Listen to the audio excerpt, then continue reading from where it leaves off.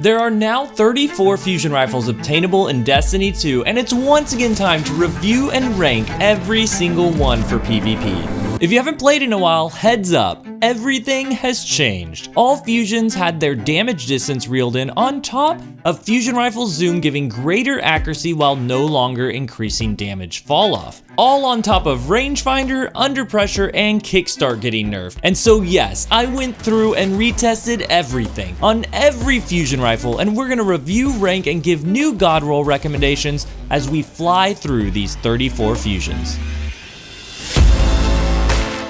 This year, we're not only adding in the new fusion rifles that have been released, but we're also adding in exotics. No, not Vex or 1000 Voices, it's got to use special ammo, or I'd have Devil's Ruin in here with its unlimited ammo as the real S tier fusion. Other ground rules, it must be legendary or exotic, it can't be sunset, and it has to be currently available to get somewhere, even if it's only a slim chance from Xur on the weekends, of which there are a few of those. Timestamps are listed below so you can revisit the information quickly after a new fusion drops for you, and while you can go ahead and skip to a favorite fusion immediately, I encourage you to ride along from the beginning as I'll be gradually diving deeper into the information behind perks, stats, and the archetypes as the list goes on. So whether you're a fusion fanatic or they trigger you like no other weapon in Destiny, welcome. I'm Flash, and this is the best guide you could possibly find to every fusion rifle in PvP.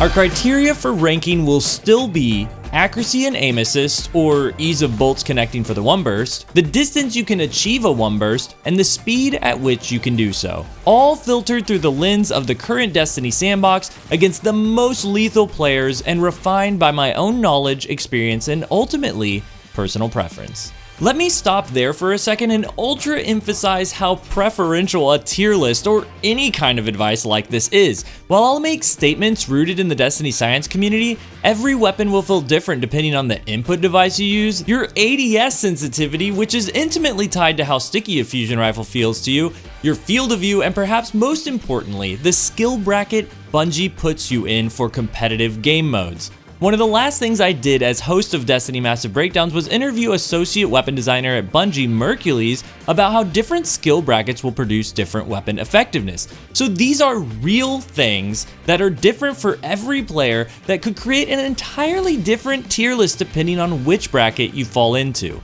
That said, I'm placing a ton of experience, thought, and solid facts into this list, and I believe a large percentage of it will translate to all players. If you frequent this channel, you know it's not a simple let's swap out a fusion every quick play game and see what we think about it. This is a deep dive where I sought out the best version of every fusion rifle. Oh my gosh, please, no more Gambit. Put them all through Trials, Competitive, Rumble, and Sixes, and then compared my real game experiences with the hard facts of stats and perk details. So prepare yourself for the harsh truth of where your favorite fusion rifle lies in Destiny 2. First up alphabetically is the Aurvandil FR6, the only stasis high impact fusion rifle and one of only 2 high impacts currently available in the kinetic slot. Still not a lot available there yet. One of the reasons I used to knock Aurvandil down a bit was because it had firmly planted instead of under pressure. Under pressure was doing more than double what firmly planted was for accuracy, but now that under pressure has been cut in half, minus 15% accuracy cone size to minus 25% accuracy cone size, it isn't as much accuracy as firmly planted gives until the last shot. Even then, under pressure increases accuracy per bolt, not per shot left in the mag. Firmly planted is available from the get-go. So both under pressure and firmly planted are equally as great in different ways now, and I was hoping that would give weapons like Aurvandil a chance to shine brighter. Unfortunately, Aurvandil still has some of the lowest stats of the high impact archetype, with a low base range, middle of the road 63 aim assist, standard 15 zoom, and a very poor 67 recoil direction stat. The only high impact to look worse on paper are Nox Perennial V and Iota Draconis. That said, Aurvandil does sport Elemental Capacitor for extra stats, Firmly Planted or Hipfire Grip for extra accuracy, and has Golden Tricorn or Swashbuckler for extra damage. Quick reminder on damage, high impacts are the slowest firing and hardest hitting fusion rifles in Destiny 2. Taking nearly a full second to charge, 0.96. but only requiring 3 of their 5 bolts to land to secure the elimination up to 9 resil. You could argue you need liquid coils or high impact reserves to consistently secure the 3 bolt.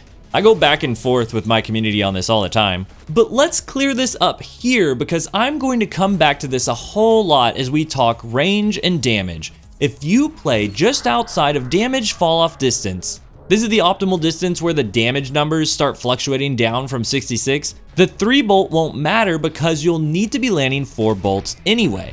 This won't be the case for every type of fusion with the number of bolts to 1 burst debate and how important that is, but if you're not using these slow charging fusions at their maximum range potential, there's no reason to run them at all. You'd be better off with something faster. High impact reserves would be nice, but liquid coils just makes a slow experience even slower unless you're aiming to do something specific. And Aurvandil does have something specific to do with its damage. Golden Tricorn is now found on many fusions and is a great base damage perk for the Golden Tricorn times 115% buff, but Swashbuckler is currently only found on one other high impact, the Raid Fusion Rifle Midha's Reckoning. And so it's kind of a unique find here on a world drop fusion. High impacts already hit so hard that running liquid coils on Aurvandil and proccing Swashbuckler times 5 from a melee will buff the bolts enough to 5 bolt an unlimited distance 1 burst. You used to be able to 4 bolt before the last minimum fall off damage nerf from 50% of your damage to 45% at the far end, but still breaking the range cap barrier is an impressive feat. Unfortunately, that is all that Aurvandil offers. 1 damage trick and being a high impact in the kinetic slot. Most will never even see this damage trick happen in the wild because Aurvandil is just so bland as a high impact. No one's really running it for a reason. Many of the high impacts we'll talk about today can stack their natural range, aim assist, and accuracy from the get-go with no tricks required. In fact, I've actually come back to the recording after grabbing more clips to emphasize how little Aurvandil had to offer, tricks or not.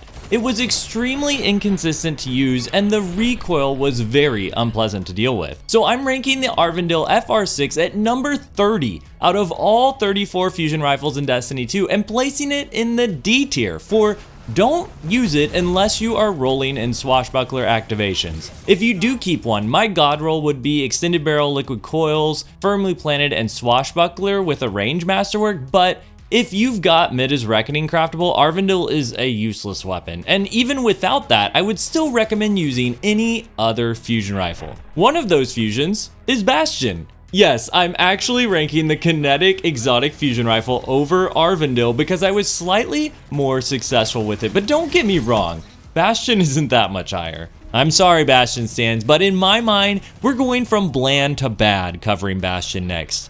Bastion had its time in the sun, with its charged 3-round shotgun-like shots demolishing stasis barricades and ending a Guardian streak with just 1 single shot of the burst. But those days are over.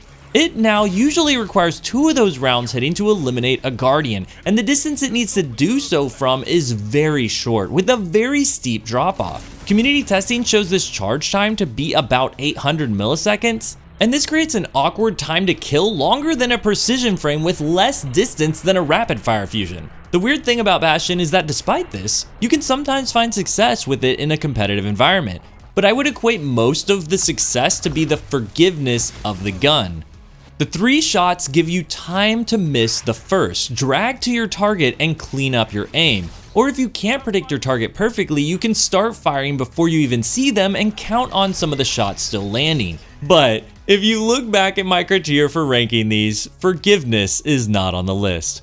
Forgiveness is something I look for on primaries, like my lightweight farewell sidearm that hits its optimal 0.67 second TTK with only 80% crits. Forgiveness is not something I look for on my special weapons. Forgiveness on special weapons looks like guessing, like firing your 2 Jotunn shots hoping the player might walk around the corner. We'll get to that one later. The forgiveness on Bastion adds 200 milliseconds between each shot of the 3 bursts. Shout out to Rock DC for the testing. So this equates to losing 200 milliseconds trying to correct your aim while you get shotgunned in the face before your next shot of the burst even goes off. Or just fusion by nearly any other fusion who played their weapon right at a further distance than you can reach, or a faster charge time than your first shot. By the time all 3 bursts go off, it's been 1.2 seconds. A 1.2 second TTK special weapon is horrendous, and by leaning on that, you're only holding yourself back from something better. There was a time where Bastion did things no other fusion could do better, but now there isn't anything Bastion does that nearly any fusion couldn't do better. So I'm ranking Bastion number 29 out of all 34 fusion rifles in Destiny 2 and placing it in the D tier for don't use this fusion rifle.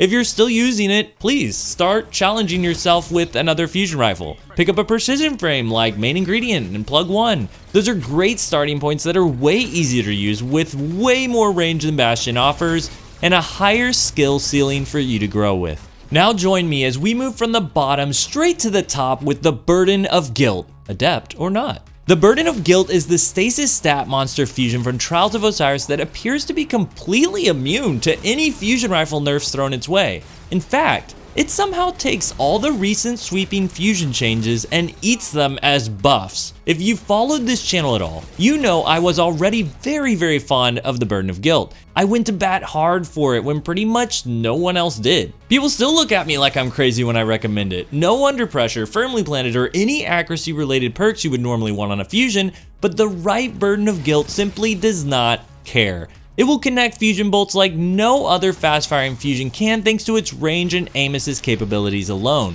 We're gonna go deep on this one, so hang on. Burden of Guilt is an adaptive frame, which I continue to believe is the hardest frame to use but the most rewarding to master. This is the first adaptive on the list, and so I should mention the reason they can feel funky is because they fire 7 bolts of burst like precision frames, but they can't 5 bolt all resilience levels at base. They can only 5 bolt up to 6 resil, and require 6 bolts for Guardian 7 resil or higher. This inconsistency is something that drives a lot of players away from the archetype, as it's a much bigger gap than the 3 to 4 bolt breaking point on high impacts against 10 resil Guardians. Rapids and Precisions don't even have breaking points anymore. It's the same bolts to 1 burst no matter what the resilience level of the other Guardian is. So adaptive frames like Burden of Guilt definitely have the harshest inconsistency with their bolts to 1 burst due to that huge 6 resilience check. With all that in mind, they are still the second fastest charging fusion in the game at a 660 charge time. And with all the zoom distance changes, they are now neck and neck for distance with some precisions and even high impact frame fusions. This is what makes adaptive so good, that mix of speed and 1 burst distance. The question is, does your adaptive frame have the stats for it? And oh man, Burden has the stats. The highest base range of any adaptive at 41, a near the top 52 aim assist stat, and a vertically tending 55 recoil direction that's perfect for pairing with the plus 10 stat boost from Extended Barrel or Chambered Compensator. With the right mods, perks, and minimal effort, you can reach 100 range and 82 aim assist at the same time. The only other fusion that's this fast and can reach that level of aim assist is a Pressurized Precision with Moving Target and Iron Gaze, but it has to give up its entire range stat to do so. Burden of Guilt can do both at the same time, and that range stat really matters now, as recent nerfs have changed what actually lets you get that snipe of a 1 burst. Damage distance is decoupled from zoom and rangefinder, so the only things that actually let you 1 burst further are 1, the range stat, 2, the amount of total damage you can output, and 3, perks that specifically extend damage fall off distance, of which there are only 2 right now, Killing Wind and Offhand Strike. Now, knowing that, look back at all Burden of Guilt has going for it here. We already mentioned the possible 100 range stat, it's also got high impact reserves for more total damage output, and then finally, we've got Killing Wind, which extends your damage fall off distance by 5% and adds an additional 20 range stat. That's all 3 things that can extend how far you're able to 1 burst. And if you haven't tried this out after the fusion changes, you're missing out. Burden of Guilt got a huge glow up, and all these true range factors combine to give Burden one of the longest and fastest 1 bursts available. In private matches, I was hitting 22 meter 1 bursts with all the perks activated. That's only 1 meter short of the max distance that the best slow charging high impacts can currently hit while ADS. Burden is doing it nearly twice as fast. Burden even has the standard 15 zoom, which used to suck in damage distance compared to something like Timeline's Vertex 21 zoom or Techeun Force with Rangefinder, but now that zoom doesn't do anything for damage distance, Burden just flies by every other adaptive fusion rifle due to the real damage distance boosts I just listed. The standard 15 zoom fusions even got a buff because Bungie increased the accuracy and recoil control benefits of all fusion zoom stats in exchange for the nerf to it affecting damage falloff. So while that looks like a trade for high zoom fusions, base zoom fusions lost nothing and gained more accuracy. I cannot express how satisfying Burden is to use now and connect these shots every time. Speaking of hitting the shots, forget stability on this thing. You seriously do not need it. I've run it with 17 stability and still connected all the bolts with ease. The range and aim assist are what make Burden magical. So much so that I run an Adept targeting mod that costs me a whopping -15 to stability, and it feels amazing. If you don't have the Adept, a normal targeting mod is totally acceptable. It's still worth picking one up. But I wanted to emphasize my favorite way to run it to show if you are still on the fusion stability train, Burden of Guilt is your stop to get off. You won't regret it. If you're a range convert, put it in the comments. There are still people running stability and not getting the most out of their fusions. We got to let them know the truth. Outside of range, there is one more buff we got, or at least I got on my favorite way to run it. I run Burden of Guilt with extended barrel, projection fuse, killing wind, and high impact reserves, but I do so with a charge time masterwork. Previously, I did this because I was playing at the edge of damage fall off distance and hitting 6 or 7 bolts no matter what, not even worrying about the 5 bolt. The speed was worth the cost, but this season, charge time masterworks no longer decrease damage. So no charge time masterwork penalty means I'm hitting even further than I was before with that extra damage, while maintaining my faster charge time boost from the masterwork. This fusion has been buffed to the max. There's nothing like it. Previously ranked at number 2, it was constantly being challenged by fusion rifles with rangefinder and high zoom. But with these being non-factors in range competition, base zoom still getting an accuracy buff, the range stat becoming more important, killing wind becoming even more important, high impact reserves helping with the damage at range, and charge time masterworks having no drawbacks. The Burden of Guilt, specifically this Burden of Guilt, has become the best fusion rifle in Destiny 2. Number 1. There's nothing this fast that packs a punch this hard and does so from this far. I have no notes.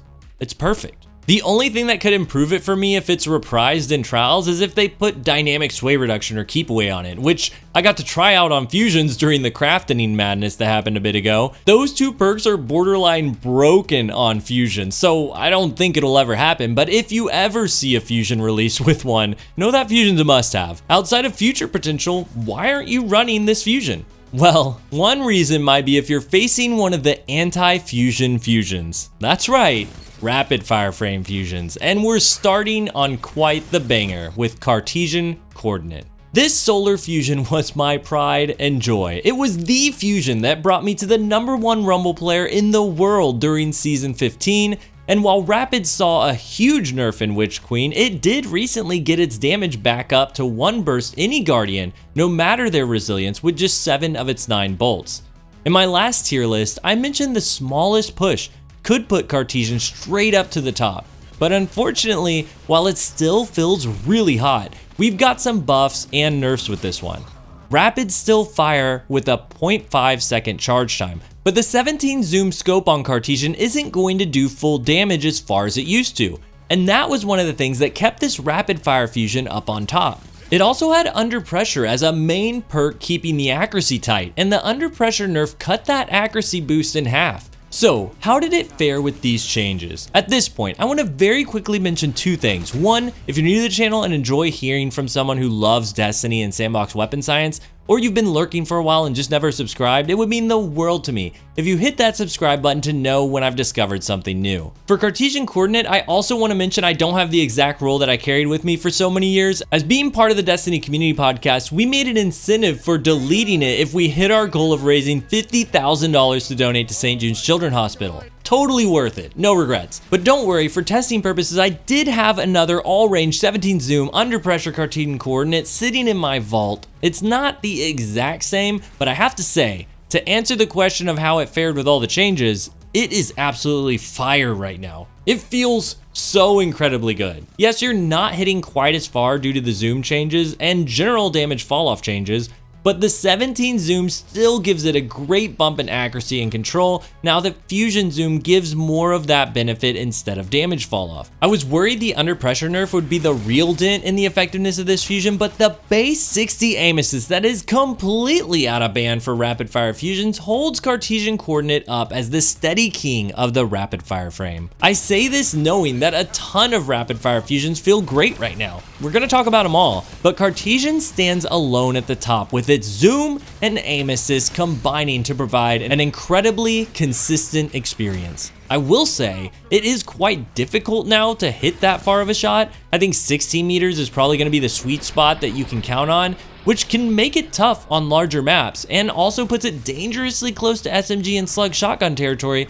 But if you play your mid-range distance right and get good at controlling these bursts, Cartesian will land the bolts. You'll absolutely outshine any other fusion rifle archetype, and I want to emphasize that here. If you ever face a good main ingredient plug 1, Epicurean, Glacioclasm, any other fusion than a rapid fire, bust out a rapid fire like Cartesian. It is the true anti-fusion fusion, and in my opinion, it's the best one out of all the rapid fires available, and I'm placing it in the S tier, ranking it number 4 out of any fusion rifle in the entire game. If it could have maintained its previous damage distance, it might have taken the number 1 spot, but the mix of buffs and nerfs kept it a little in check. There are still reasons to run a different fusion that can hit a further one burst nearly as fast, like Burden of Guilt, but like I said, a lot of this will depend on the map and even your playstyle. My god roll for Cartesian Coordinate is a red dot microscope, red dot 2 is fine too, projection fuse, under pressure, and high impact reserves with the range masterwork.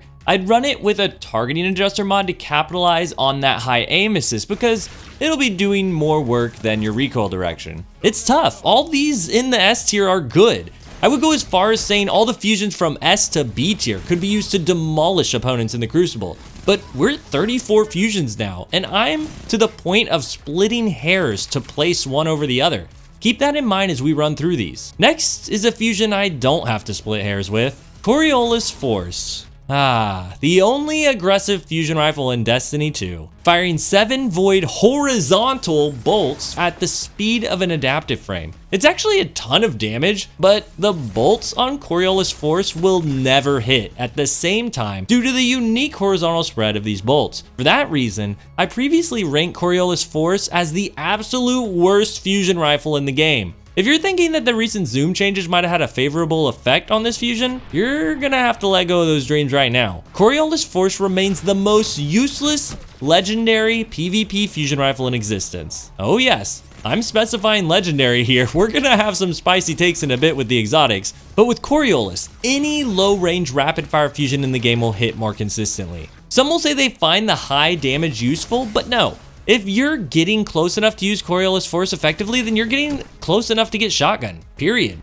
That's the range of this fusion. To take it a step further, if you're even close enough to put the barrel on the enemy's back, the bolts will frequently still not connect to your target, and it'll cost you. Use anything else. I'm begging you, it will never come back, and Bungie has confirmed as much in various developer interviews. So I'm placing Coriolis Force in the D tier and ranking it number 33 out of all 34 fusion rifles in Destiny 2. I have no god roll recommendations for Coriolis because there is no reason to ever run it. I could spend all day laughing at the clips that don't connect from this fusion, but there is another fusion that surpasses the frustration of Coriolis Force. Why? Bungie, why? Probably the biggest disappointment I've ever had in Destiny. Delicate Tomb, the exotic arc fusion rifle that takes the basic traits of a rapid fire frame, but combines it with the worst legendary fusion we've just covered in the strangest way possible. You had me in the first half, but yes, Delicate Tomb fires 16 bolts in various patterns depending on whether you ADS or hip fire. I'll tell you right now, both versions suck. The 16 bolts stick together in 2s when you ADS, but you'll still see the hit marks for every bolt. Then if you hip fire, they do 20% more damage, but spread out horizontally like Coriolis Force does. Y'all, this is terrible. You have to land 14 out of those 16 bolts to get a one burst while ADSing. And that's assuming you don't hit damage fall off, which is extremely short due to the fusion's static 29 range value. Don't even get me started on hip firing. It doesn't even matter how much damage you do if you aren't hitting anything. You will get a 7% damage boost and jolt targets after picking up an Ionic Trace, which this weapon has a chance to generate when getting a kill, but that's still 13 out of the 16 bolts you have to hit while ADS, and you'd be stuck with the absolutely worthless range of 29. Now, you could run an Arc Warlock and use Arc Buddies to help blint the damage and make it easier to secure kills, get Ionic Traces, and use that buff to push the fusion rifle further. Sure, you could, but why not do the exact same thing on any other fusion? You're just creating more work for yourself. The more I researched Delicate Tomb and how it worked, the more frustrated I became with it. Since it's based on a rapid fire frame, it did get the buff that gave rapid fires their original damage amount to 7 bolt any Resil, totaling 245 damage to 260 damage a burst, but the way the damage applies to Delicate Tomb is infuriating. It divides the damage per bolt like it's a rapid fire by 9 bolts, but since Delicate Tomb's bolts are doubled, it divides by 18, the double of rapid fires, not the 16 that Delicate Tomb fires. So this is so confusing. So it actually does less damage than a rapid fire frame even does, while having less range. That cannot be increased because there are no random perks to roll. This fusion is terrible. If it would actually divide the full damage of a rapid fire frame appropriately between the bolts, it might be worth taking a look at, but it still has awful range, and it takes up an exotic slot, which you could use for something else.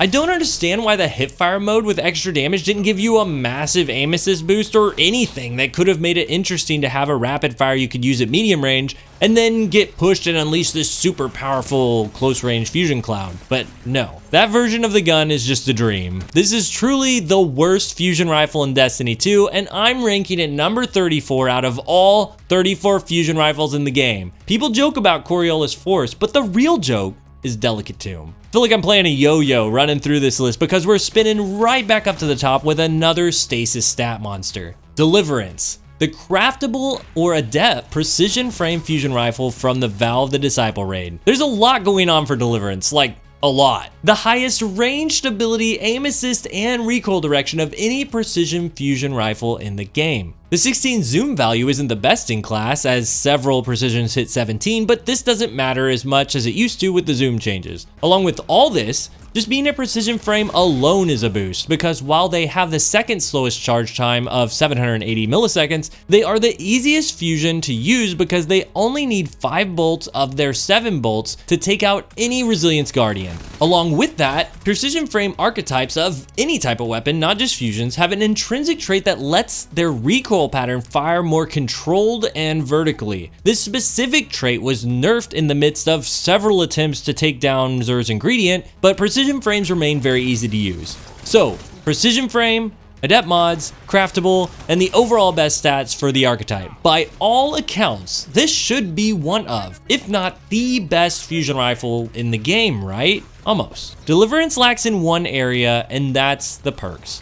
I'm not saying there isn't anything here. Heating up and tap the trigger are both accuracy increasing perks, and successful warm-up thrives on precision frames where you don't need high impact reserves to even out your bolts to 1 burst. You're going to 5 bolt no matter what, and that pays off a lot here, even with tap the trigger not being the best. Tap the trigger is severely nerfed, giving only 25% of its benefits to fusions. Thanks again, Xur ingredient. So the bump to accuracy on your initial shot feels much less meaningful at only 2.5% compared to the accuracy all the other precision frame fusions get with 20% or 25% using firmly planted or under pressure. The thing is, Deliverance doesn't need tap the trigger. I ran with the stats and crafted an extended barrel projection fuse, heating up in successful warm-up roll with a range masterwork, and it just eats Guardians in the Crucible like it's not even trying. You're faster and way more accurate than post-nerf under pressure. These bolts are tight. We've got a glow up here, a major one. All its competitors with Rangefinder and high zoom took a step down, and Deliverance with its killer stats stepped up. It was a roller coaster getting used to the fusion again. I almost didn't want to accept how good it had become because I'm not a huge fan of the sound and feel of the weapon. I like the icy disintegration effect, but it doesn't feel like the punch that other fusions do, and that swung my ranking all over the place before I really sunk the time in. But my conclusion is that regardless of how it feels and sounds, Deliverance delivers. And I was extremely successful in every kind of playlist with it. I'm ranking it number 7 out of all 34 fusion rifles in the game. For the most part, stats don't lie, but there are a few exceptions. And that brings me to Dreambreaker. That solar adaptive fusion rifle, it came from the moon. I'm telling y'all, this gets tough. I actually turned a big corner with Dreambreaker. Don't tell any of the folks at Destiny Massive Breakdowns, because I've been so hard on Dreambreaker due to its really terrible stats on paper. It falls short in pretty much every single category for its adaptive archetype: range, stability, handling, reload, and aim assist. It lines up most with Royal Executioner, which, outside of some really unique perk combos, is not great. The thing is, I'm not sure that stats are gonna matter as much as the perks for this one, and Dreambreaker has the perks. Like I said, I was pretty hard on Dreambreaker on my last Fusion overview because of both the stats and the exclusion of perks like Rangefinder that it used to have in the perk pool. It's like Bungie created it to have incredible perk combos like Main Ingredient at the cost of stats, then saw what happened with Main Ingredient and said, ooh, that's way too good, and took them out, and now we're left with the shell of a fusion. But Rangefinder doesn't matter as much. Standard 15 zoom fusions got an accuracy boost, and Dreambreaker can roll both firmly planted and under pressure alongside high impact reserves. These create a really solid fusion when all stacked together, and I grew to really love my Hammerforged Projection Fuse Range Masterwork under pressure roll with high impact reserves. I can't believe those words just came out of my mouth, but it really isn't a bad fusion choice anymore. All that said, there are two major problems with ranking this thing. One, there are just so many good fusions. We've already gone over Cartesian and Burn of Guilt. You've got to really stand out if you're gonna make the A team, let alone the S tier. And I think the base stat packages of Dreambreaker really hold it down despite how much I've enjoyed using the fusion.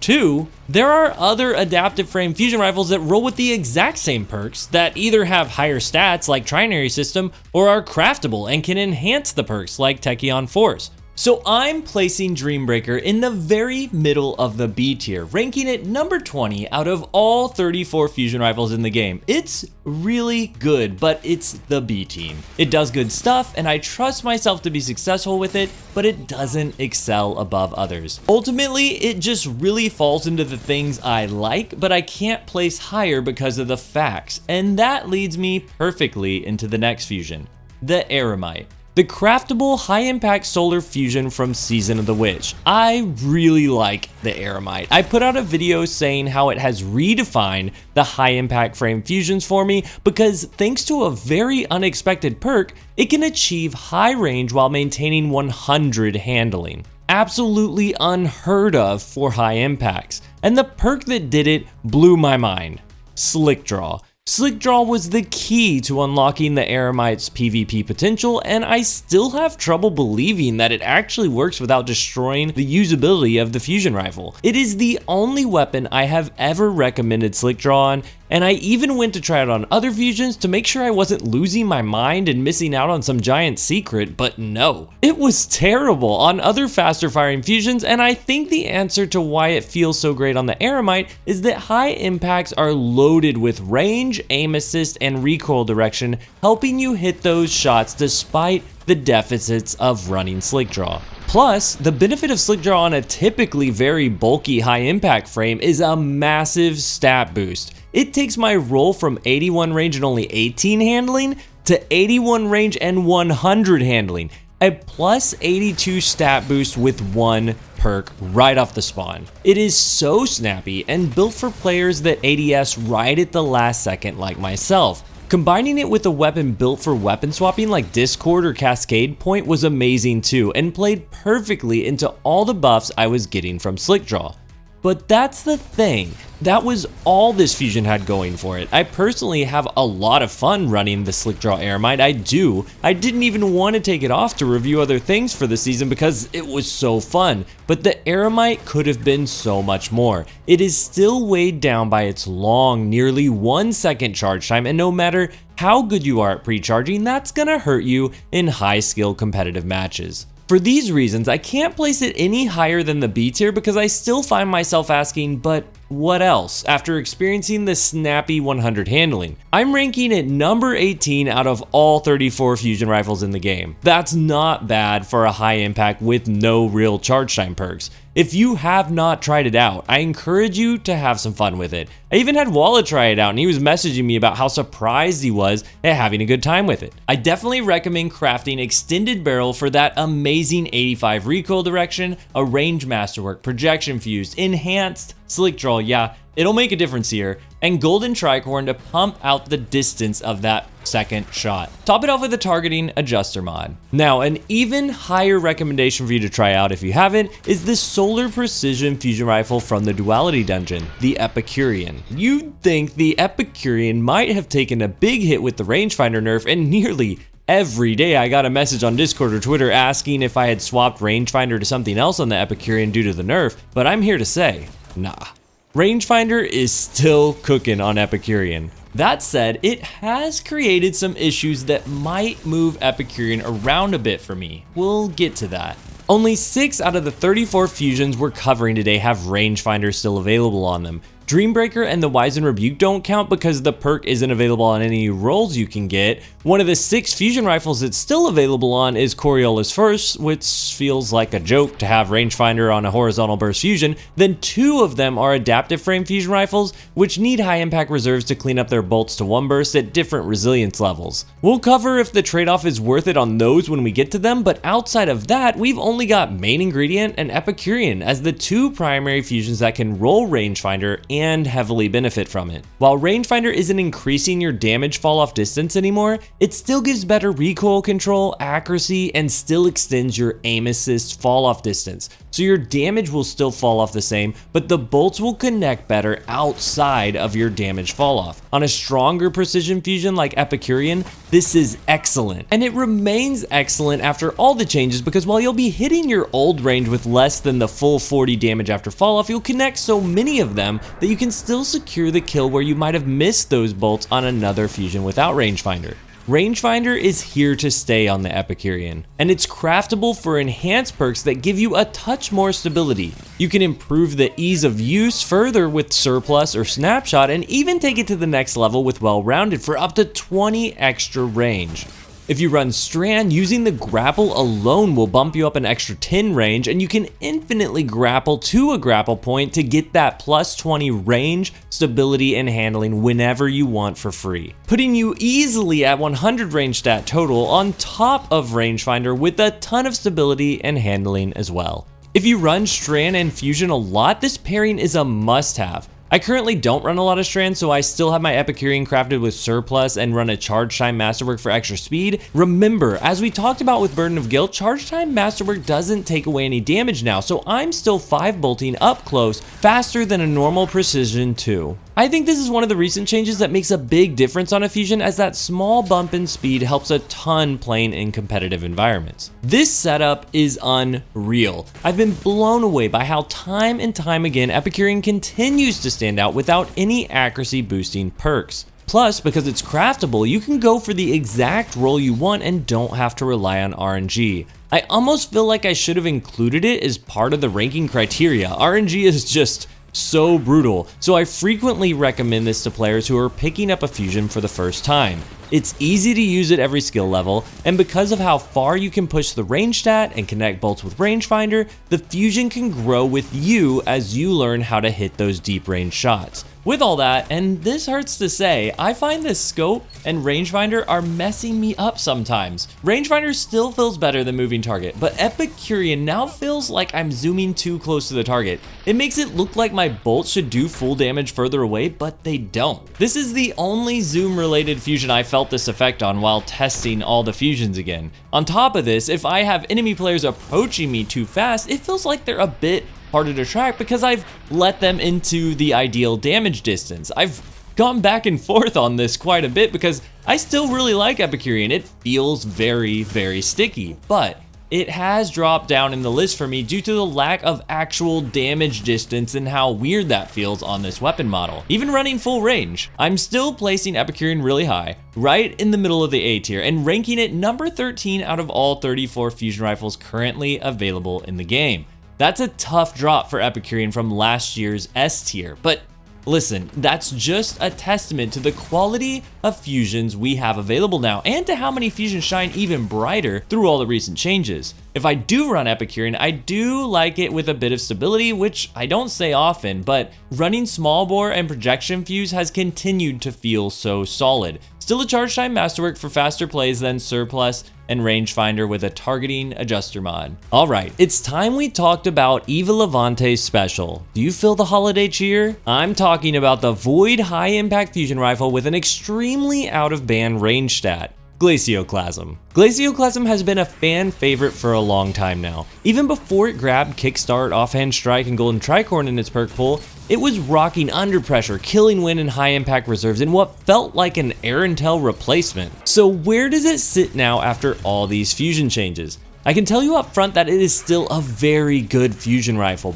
but as we just mentioned with Epicurean, there are so many great fusions now, and Glacioclasm is really gonna have to do something incredible to claim a top spot. So let's talk about what it's good at. As I mentioned up top, Glacio has an incredible range stat. Base range is 63, that's 11 points higher than any other currently available high impact fusion rifle. That is a wild out of band number. Without any perks active, just full bore, projection fuse, and a range masterwork, you're sitting at 98 range without any perks. You can choose to spec out some other stats and use slide shot or fragile focus to max out your range, but I think the beauty of Glacioclasm is using the base fusion to max the range and then perks to amplify it. And we've got some banger perks. Under Pressure, Offhand Strike, and Killing Wind are fantastic choices for the third column, and High Impact Reserves, Kickstart, Golden Tricorn, and Eye of the Storm are all awesome for the fourth.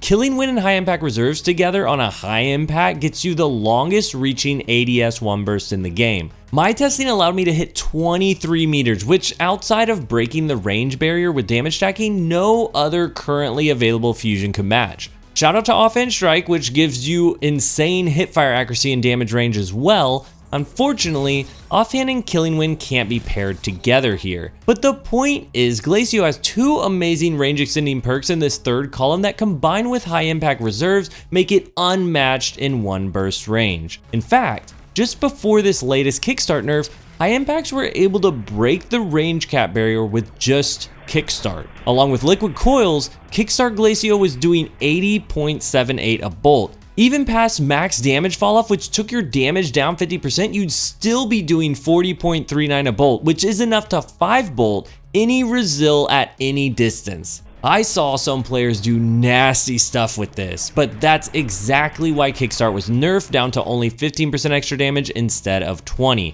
And now max damage falloff makes your bolts do only 45% of their actual damage instead of the previous 50% half damage falloff. So the Kickstart method to extend your one burst range will be pretty much non-existent, going from a total of 201 damage at any range to now only 174 with all 5 bolts.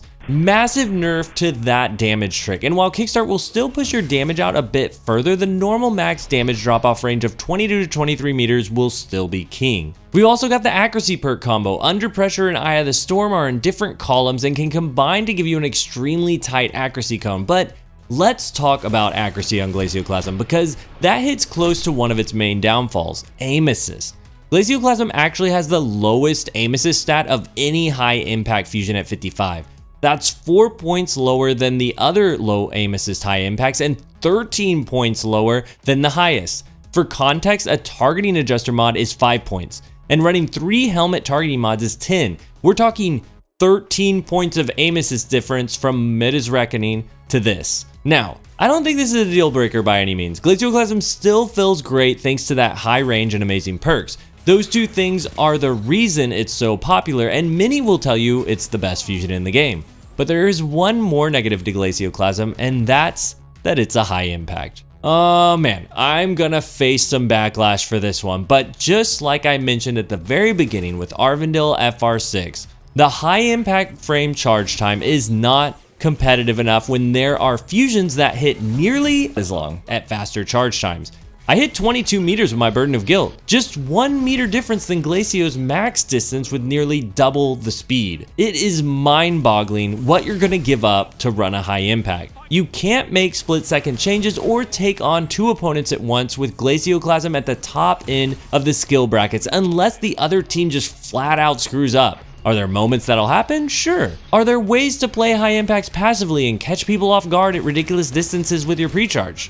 Sure. But to me, there are far too many scenarios where I need something faster. I mean, we've got strand grapples in the game now, Spider-Man whipping across the corner faster than this fusion will charge. You could just say that's not the team or that's not the map for this fusion, but that's kind of the point of judging all these fusions to begin with. How much can they handle? And Glacioclasm can handle a lot. It can, at a wide range of skill brackets, but in my opinion, not at the top. And that is my harsh truth for Glacioclasm. It's my harsh truth that I will repeat for nearly every high impact. But there are things that help to give high impacts a way out, like a fusion with successful warm-up or backup plan, but Glacioclasm doesn't have either of these speed perks, only Kickstart, which despite its nerf I think is still a good perk. It just can't give unlimited range like it used to, most of the time gets you in trouble, and in general I don't like it because it adds 2 seconds of running with the fusion equip to an already exhausting nearly 1 second charge time. So my favorite role is any role made for mapping targets because that's what Glacio truly does best. Any of the range barrels on top of projection fuse and a range masterwork, then killing wind or offhand strike and either high impact reserves or golden tricorn. I think I prefer killing wind and high impact reserves, but going to be your preference on your god roll. With what I know will be a very controversial opinion, I'm placing Glacioclasm in the B tier, because while it is technically the furthest firing one burst available, I keep finding myself asking, but what else? It doesn't have the speed, it can't break the range cap anymore, it doesn't even have the aim assist, it just has love from the community and a whole lot of range stat, which is really good, but not enough for me to rank it higher than number 19 out of all 34 fusion rifles in the game. Now, a part of that is just the way I think it is with the stats and speed I've laid out, but I also want to acknowledge that placing it below Eremite specifically is incredibly preferential. The snap fusion handling on Eremite is just way more fun and satisfying to use to me, whereas Glacioclasm is just range, and personally, I just see myself picking up Eremite more than I would Glacio. Now I recognize I'm probably in the vast minority there is someone who can hit their shots with slick draw, but the benefits of leaving your field of view open to make split-second decisions on Eremite is a huge advantage at higher level play. I'd also challenge you to think about my reasoning for putting most of these high impacts in the B tier for their lack of speed, and consider giving yourself an upgrade by mastering a faster fusion rifle. The next one is a bit faster, but I wouldn't say it's any better. Hollow Words. The precision frame arc fusion rifle from Season of the Rivals that's now only found if Xur sells it on the weekend, just like Cartesian Coordinate. Fortunately, I don't think you need to wait around for this one, as it feels like the under pressure and zoom changes took away anything special Hollow Words had going for it. The last time I compared all the fusion rifles, Hollow Words really impressed with its shockingly high 18 zoom value, and I expected it to still feel like glue thanks to all the fusion zoom accuracy buffs. Unfortunately, the damage fall off nerf combined with the under pressure nerf felt entirely too oppressive. The one thing it had going for it was the thing that destroyed it in the end. Now, destroy is a bit of a harsh word. It's still a perfectly usable fusion, but due to everything listed above, it falls in the C tier for couldn't you use something better? And we've got a lot of great fusion rifles, so I don't feel too bad about this one getting knocked down a bit. It was just kind of cool to have this relic from another season stand out among all the new stuff, but then again, I complain about this all the time with Cartesian Coordinate and how new players will never be able to obtain one of the best fusions in the game unless we get extremely lucky with Xur. So in that context, I'm completely fine with saying goodbye to Hollow Words, as I place it at number 24 out of all 34 fusion rifles in Destiny 2. If you see Xur sell a god roll with range, specifically with extended barrel and under pressure or killing wind, I'd pick one up for the novelty, but that's about it. Next up is another fusion that's got quite the cult following, Iota Draconis, the solar high impact fusion from Season of the Lost. This one's still obtainable through Days of Eternity if you hit it on rotation 4. The highlight of this high impact is that it has a near silent charge time.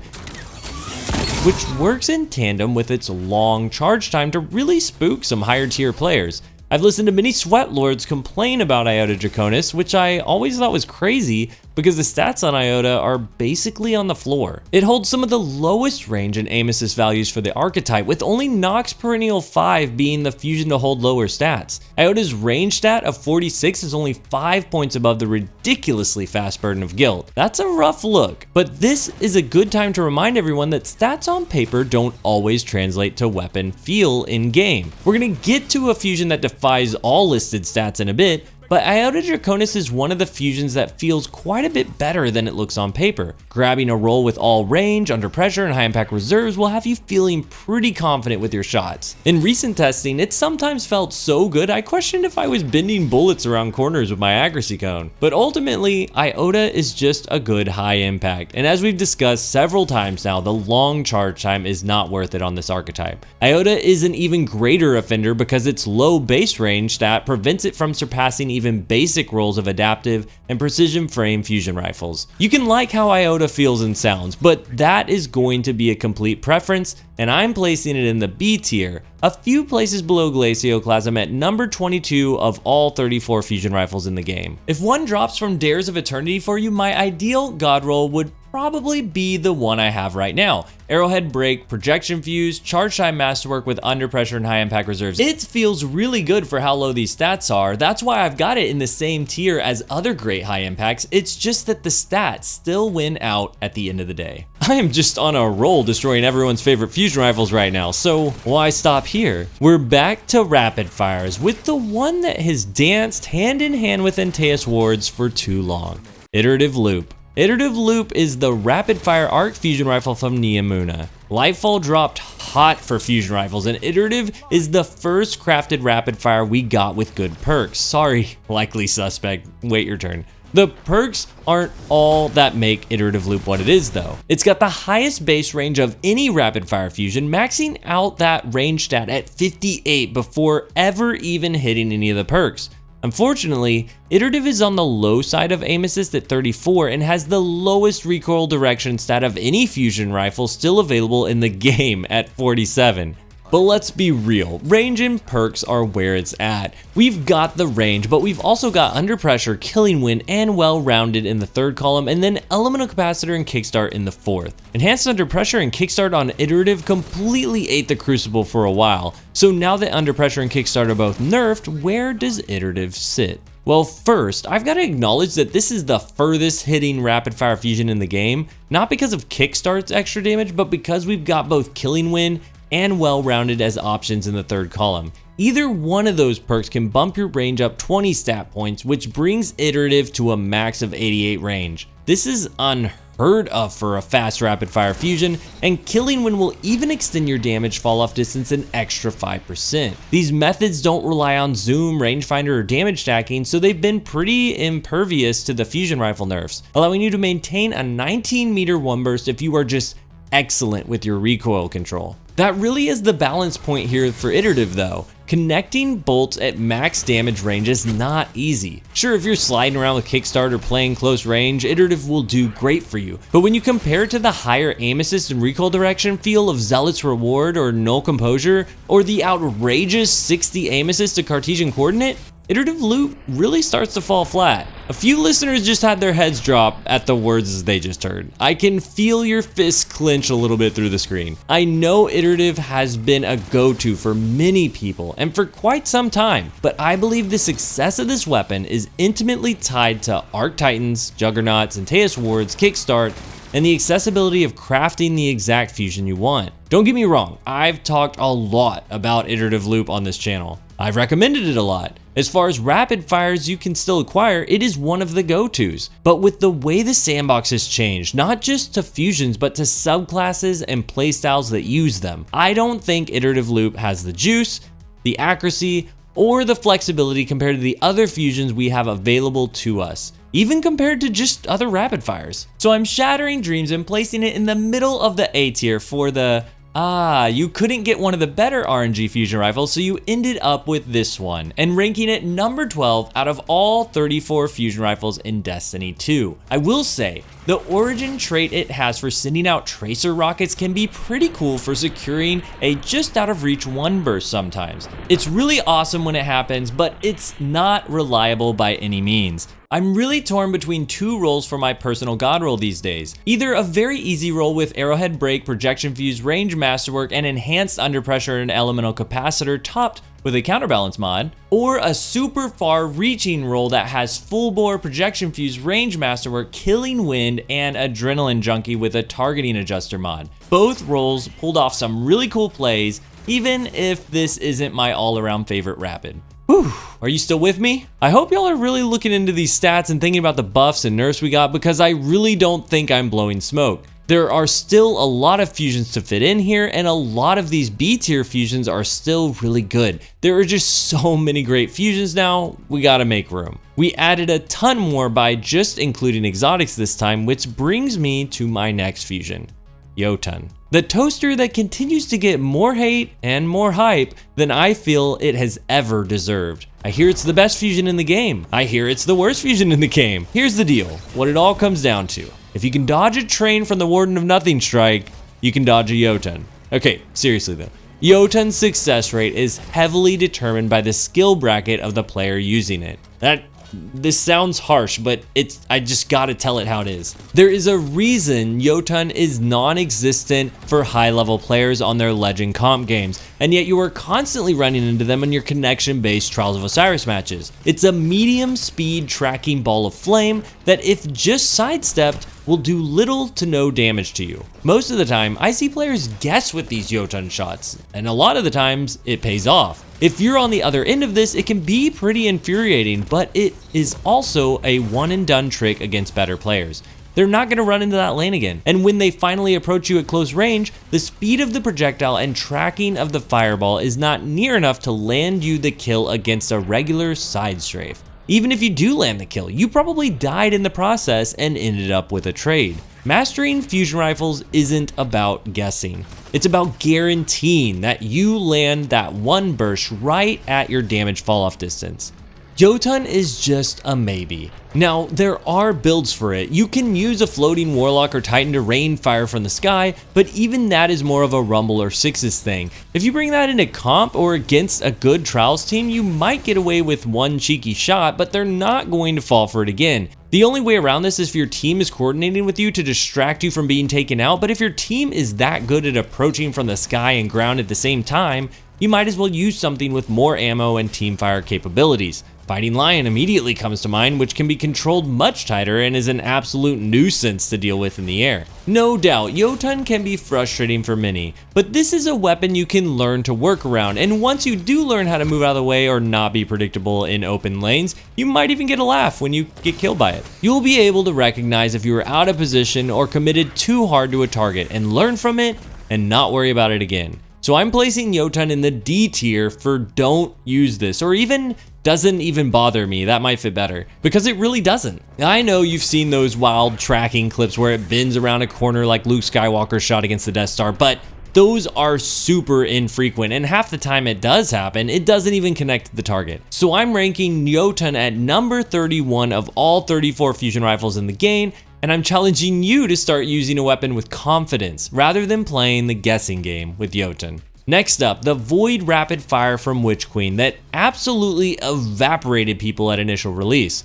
Likely suspect. This crafted fusion hasn't relied on under pressure or a high zoom value, and it got bumped in the rapid fire damage buff so that it 7 bolts any resilience level guardian without high impact reserves. For all these reasons, I had pretty high hopes returning the Likely Suspect. Unfortunately, there is still a lot riding against it. The lowest range of any rapid fire fusion and nearly the lowest aim assist and recoil direction stats. Usually, a weapon will have one area that it's strong in and one area that it's weak in, but it's like Bungie created Likely Suspect to be a test run of the crafting system. Like, if we're gonna give players the power to craft exactly the god roll they want, that roll can't ever be as strong as the RNG rolls. But things have changed now that we've had the crafting system for a while, and we've got great fusions like Epicurean to craft, and even another rapid, Iterative Loop. Likely Suspect is an okay rapid fusion, but it falls flat compared to the rest. Due to its low range and no high impact reserves, I wouldn't count on it to perform at the far end of rapid fire fusions,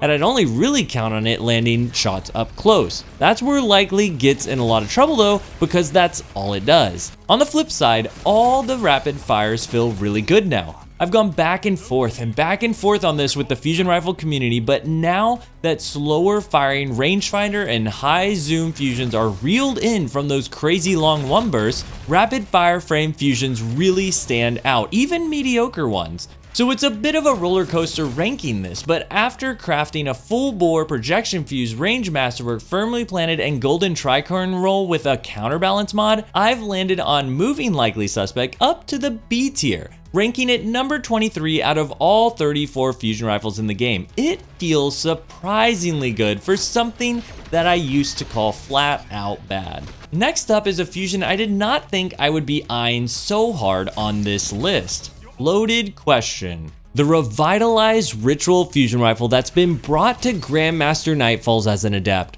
Loaded Question is truly loaded. When I pull up the stats of all the high impacts and use Aurvandil as the baseline, every single stat for Loaded Question is in the green. You can't say that about any of the other high impacts. Loaded Question is very evenly spread with high stats and is most similar to Midha's Reckoning at base, just with a little more stability and handling. Add on an adept mod and you can make it the best in pretty much any stat category you choose. The positives don't stop at the stats either. The perk pool has all the accuracy buffs you want. Your choice of firmly planted or under pressure in the third column and Eye of the Storm in the fourth. We had this on Glacioclasm, but Glacioclasm's aim assist was so low, it felt like it didn't stick as much as Loaded Question did. And while Glacio had the better base range stat, Loaded Question is an adept. And you could run adept mods to get it up to 97 range, just 1 point away from Glacio's 98 range with barrel, battery, and masterwork. The thing that separates them for PvP, outside of Glacio having high impact reserves and killing wind, which Loaded Question doesn't, Loaded Question has 11 stats more aim assisted base. That's as much as an adept targeting mod, which you could throw on here as well if you didn't want as much range, adding an additional 5 aim assists to Loaded, making it 16 more aim assists than Glacioclasm while rocking some of the same great perks. I wanted to drive all this home because when I say Loaded Question feels great, I want you to believe me. The stats show it too. It's got the accuracy, aim assist, and range to not only go head to head with Glacio, but feel better to use at base. I feel like this is one of the ones that's going to get people upset. Glacio is a beloved fusion, and Loaded Question is kind of dumping on it as what I believe is the most accurate bolt bending high impact available. Try it out for yourself if you get my god roll, extended barrel, projection fuse, range masterwork with under pressure and Eye of the Storm. Then forget all stability and throw on that adept targeting mod just like we did with Burden of Guilt. You're gonna be blown away. I will say, Loaded Question still shares the main problem Glacio has too, and that's the fact that they are high impacts. High impacts with no meaningful charge time perks or distance that make them worth using over a precision or adaptive that can make split-second decisions on a dime. So I'm placing the Loaded Question in the B tier for but what else? It's a super accurate burst of bolts, and I'm ranking it at the very top of this tier for that at number 17, but why not use something faster when the max range for a one burst is so similar between high impacts and the faster precisions and adaptives? A faster fusion like, say, the main ingredient. Or should I say Xur's ingredient? Someone at Bungie, please finally burn this fusion to the ground once and for all. It's like the John Wick of fusions. No matter what you do to it, it just won't die. Xur selling a double accuracy perk version of a precision frame fusion has just been haunting us all these years. We keep sending our best assassins to destroy it, and it only weakens the whole of the fusion empire. Tap the trigger nerf, firmly planted nerf, precision frame recoil nerf, an actual targeted main ingredient stat nerf, and now an under pressure nerf, rangefinder nerf, and zoom nerf. All of these things should hurt main ingredient, so why does it feel so freaking good? This is what happens when you take the easiest to use frame of fusion rifles, give it a boosted zoom value, which remember still pushes accuracy and aim assist damage fall off, let it continue to hold a high range stat of 59, and have the RNG variables of so many great perks. Main ingredient is a machine. I've kind of refused to use it out of spite, but I'm not going to hold that against it in this ranking at all. Main ingredient feels good and does work. Whether you've got under pressure or firmly planted in the first column, tap the trigger rangefinder or high impact reserves in the fourth, it is all great. I'd argue the double accuracy of firmly planted and tap the trigger saw the biggest bump through recent changes, as rangefinder doesn't extend its damage fall off anymore, and any of the versions with under pressure will feel worse. But this firmly planted tap the trigger roll gets an accuracy boost not only from the perks, but now from the 17 zoom as well. In some ways, the Xur ingredient itself got a buff, while Bungie has been trying to reel in S-tier rangefinder versions with a nerf. Even one with high impact reserves got a buff, since extra damage is the only way to push out damage fall off after the range stat. The question is now, do any of these versions still fit the S-tier bill? Previously, Rangefinder on top of 17 zoom created a nearly undefeated experience, wildly out of band range for a fusion rifle, but now we've got an even playing field for damage fall off. And so it really comes down to feel. I believe due to it not being able to push the range with barrels like Epicurean and Plug 1 can, and due to the specific nerf to main ingredient's accuracy a while ago, main ingredient no longer makes the S tier. We did it, y'all. Or did we? Main ingredient is still ridiculously easy to use at some great distances, and even though I don't think it's S tier, I'm placing it near the very top of A tier at number 11 out of all 34 fusion rifles in the game.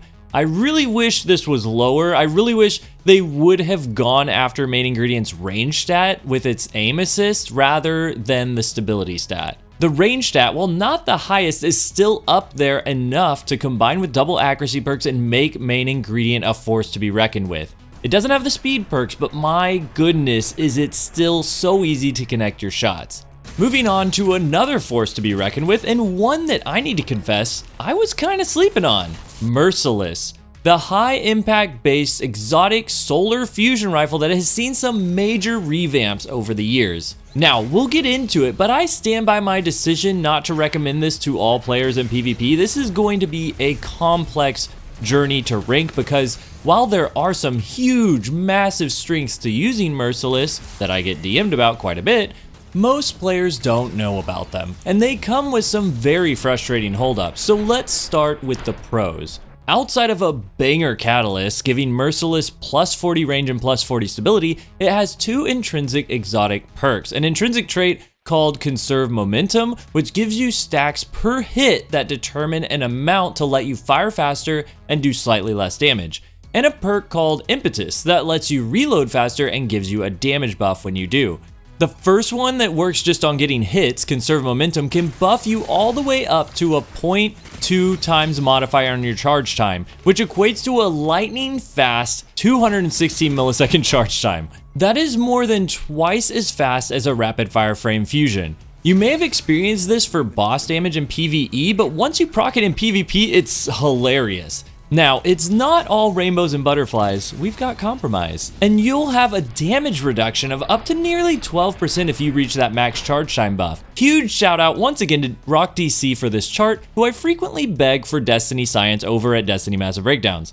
Now, don't worry, that 11.928 something percent less of damage brings us only to about 58 damage a bolt, which will still 4-bolt any Resilience Guardian within range at that incredible 260 millisecond charge time. The main downside here is what happens after your first elimination. By just getting one kill or landing 3 bolts on a target, your damage is brought down enough to have to 4-bolt any Resilience instead of 3. And the charge time isn't that fast yet, 850, but with more bolts to kill at all Resiliences. Translation, your second shot's kinda awkward. It's not the worst trade because you'll still maintain all that range, unlike giving it up for charge time perks. But it's no successful warm-up at this point. It's just kind of something you have to be aware of, and at first, it was a bit of a turnoff. The remedy to this is the other exotic perk, Impetus. Impetus gives you a 0.66 times reload duration multiplier. For reference, That's really fast. The lower the better. Outlaw's only 0.9, Field Prep is only 0.8, this is 0.66. That's fast. Then once you do reload, you get a 50% damage buff for 4.5 seconds, which translates to 99 damage a bolt. If you picked up the enemy's ammo, you probably made an orb for armor charge, and with just one surge mod, you're still at 100 damage a shot, even with that small damage reduction we mentioned from the faster charge time. So a surge mod will kind of fix that second shot. Are you still with me? It's weird. We've got two perks going on at once, and it's about to get even weirder because the timers for these are all different, and you can play your cards to activate one and not the other, or even both at the same time. There are so many pros and cons to this because, well, let me just show you. First, the faster speed and less damage perk, Conserve Momentum, is on a 5-second timer that refreshes every time you get another hit. So that's one thing you've got going. It refreshes easily, and 5 seconds on hits is pretty easy to achieve and for you to keep stacking. Second, you've got 6 seconds after a kill to proc that super fast reload and activate that super kill clip Impetus. Now, once you activate Impetus, it's on a separate 4.5 second timer. So technically, you could intentionally or unintentionally reload within that 1 second window where Conserve Momentum is ended and Impetus can still be activated. Lose your faster charge time and still have 4.5 seconds of 99 damage bolts from Impetus, of which when you get hits, we'll activate Conserve Momentum again and start a separate clock of 5 seconds for the faster charge time. This is a lot. To further complicate things, nothing about Impetus is shown on your display. You have no idea how long you have to reload or how much damage you're going to do when you shoot. All you have is a counter for Conserve Momentum, which also is not prioritized by the game and will disappear under other buffs and nerfs so that you have no idea what any of these perks are doing. Okay, deep breath. Just a little frustrating. Merciless is an insane exotic fusion, but it is also by far the most frustrating due to the UI and various perk timers, especially when you first start to use it. It's no wonder you never see it in PvP. All that said, for all its variations and complexity, I could not put Merciless down. It wasn't just a need to master something difficult, which I admit I do get that way. It was a satisfaction of using the weapon. That's something special in Destiny 2 and kind of the reason we play this game. Right off the jump, with the Catalyst stat boost, this is probably the easiest fusion for any player to connect bolts with. 79 range, 92 stability, and 69 aim assist without any help from gear mods. Then with a bit of surge, you've got the option to 2-bolt at a faster charge after your first kill. That's the kind of damage you usually have to do a ton of damage stacking or jumping through golden tricorn hoops to get on other high impacts. It's the kind of damage that lets you 1-burst at unlimited range if you land all 5 bolts, even after the 50 to 45% max damage fall off nerf. This is insane, but it comes at a cost. It's a cost not many are willing to pay: complexity. You have to keep track of so much, and the game does not do you any favors. On top of that, the base charge time for Merciless is about 1,000 milliseconds. But it doesn't do liquid coils damage, it's just a normal 66 a bolt, but takes as long to charge as a high impact with liquid coils. Despite all that, I think Merciless is A tier. I can't stop messing with it. Zoom doesn't matter for damage fall off anymore, so that first high range, high stability shot is so satisfying, and the follow-up shots can be unbelievable with very minimal in-game requirements. The largest challenge being outside the game, your own mental capacity, and I'm so excited to master it. I'm not even to that point yet, and I had some players on their knees swapping back to Antaeus wards and Iterative Loop because they were so frustrated. That's when you know, y'all. And I'm ranking the exotic fusion rifle Merciless at number 16 out of all 34 fusion rifles in the game. I know some of y'all are shocked after that one in the A tier, not about how high it is, but how low it is after talking it up so much. It's that high impact charge time, y'all. It's just not as competitive as the faster fusions with such a narrow range gap between archetypes. And it is so hard for a high impact to overcome that. But there is one that does. Midha's Reckoning. the revamped high-impact arc fusion rifle from the King's Fall raid. Packing arguably the best stat package of all high-impact fusion rifles, this craftable or adept fusion has the best aim assist of any legendary fusion rifle in the game at 68. Even the exotics only have that topped with Merciless at just 1 stat point higher. Midha's Reckoning does this while also sharing the highest recoil direction of 78 and falls second in range only to the extremely out of band Glacioclasm. Not all is lost there though, because Midha's aim assist is still 13 stat points above Glacio, and Midha's has the perks to overcome high impact's biggest hurdle, charge time. Only 2 high impacts have the perk Successful Warmup, Midha's Reckoning and the Wizened Rebuke. It's the one single perk that allows a high impact to compete with multiple opponents closing in on you at the same time. Now, of course, I'm assuming you don't have a way to avoid them or take cover to play your pre-charge. That's certainly possible, but the nature of charging a fusion rifle prevents you from fast movement and attacking at the same time. Don't even get me started on attempts at airborne fusion rifle plays. There's so much RNG involved in that, and the goal of ranking the best of the best is to showcase the fusions that you can create excellence with consistency. Consistency being a key word there. A trick shot fusion is not going to make the top of this list. In fact, I'm pretty sure that'd be Jotunn, and I put that at the very bottom under nearly everything. I hope we can all agree that consistent success at taking on multiple opponents is essential for ranking the best fusion rifles in the game. With that, Successful Warmup allows you to gain a 604 millisecond charge time for 6 seconds. That's between the speed of a rapid and adaptive, the 2 fastest fusions, and that's just what it looks like at first glance. Here's a secret about fusion rifle time to kill values. There's actually extra time added on to charge time because each bolt comes out one at a time after the charge. And because of that, fusions with stronger bolts get faster TTK values because fewer bolts to kill means less time added while waiting for the bolts to come out. The Destiny Massive Breakdown spreadsheet has always showcased this time, and D2 Foundry actually showcased this time as the TTK rather than the charge time. You can just add the charge time and bolt time together if you want to see the real TTK without pre-charging. In other words, what happens when multiple opponents come at you at the same time, because you know you won't have time to pre-charge. When adding those differences to a stronger bolt Successful Warmup shot from Midha's Reckoning, you've actually got a faster TTK than a rapid fire fusion. You've also got all the stats of a high impact still, so that shot is much easier to connect and secure than a shot from a rapid fire would be. This is really strong, and I hope I've driven that point home. Things don't end there though. It could easily just be that this is a good high impact fusion with great stats that turns into a souped up rapid fire once you get a kill. But there's more. You can roll Successful Warmup in the last column and still get Backup Plan in the third. Stay with me. Backup Plan got nerfed a while ago to be a no-go on nearly all fusion rifles. It gives you a faster charge time but reduces your damage too, making it take far too many bolts on any other archetype. But on high impacts, the math works out pretty well. High impacts take 4 bolts to slay a 10 Resilience Guardian, and the bolts on a high impact are so powerful that the damage reduction from Backup Plan isn't enough to change that 4 bolt. In some ways, it's just free speed. You can make the argument that you can 3-bolt most opponents, but I think this could go both ways, as many use 10 Resil as the real TTK value. You could also say just use liquid coils, but that puts you at an even greater disadvantage for charge time, so I'm not doing that. Or you could use a high impact with high impact reserves like Glacio, Wizened, or Iota, but then you're right back to your long charge time and we're still outclassed by faster fusions with nearly the same max range 1 burst. So,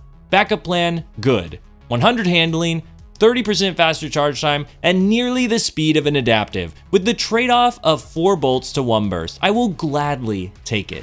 I need 4 bolts for 10 Resil anyway. In fact, once you master it, it becomes nearly the only way you'll run a high impact in a competitive setting.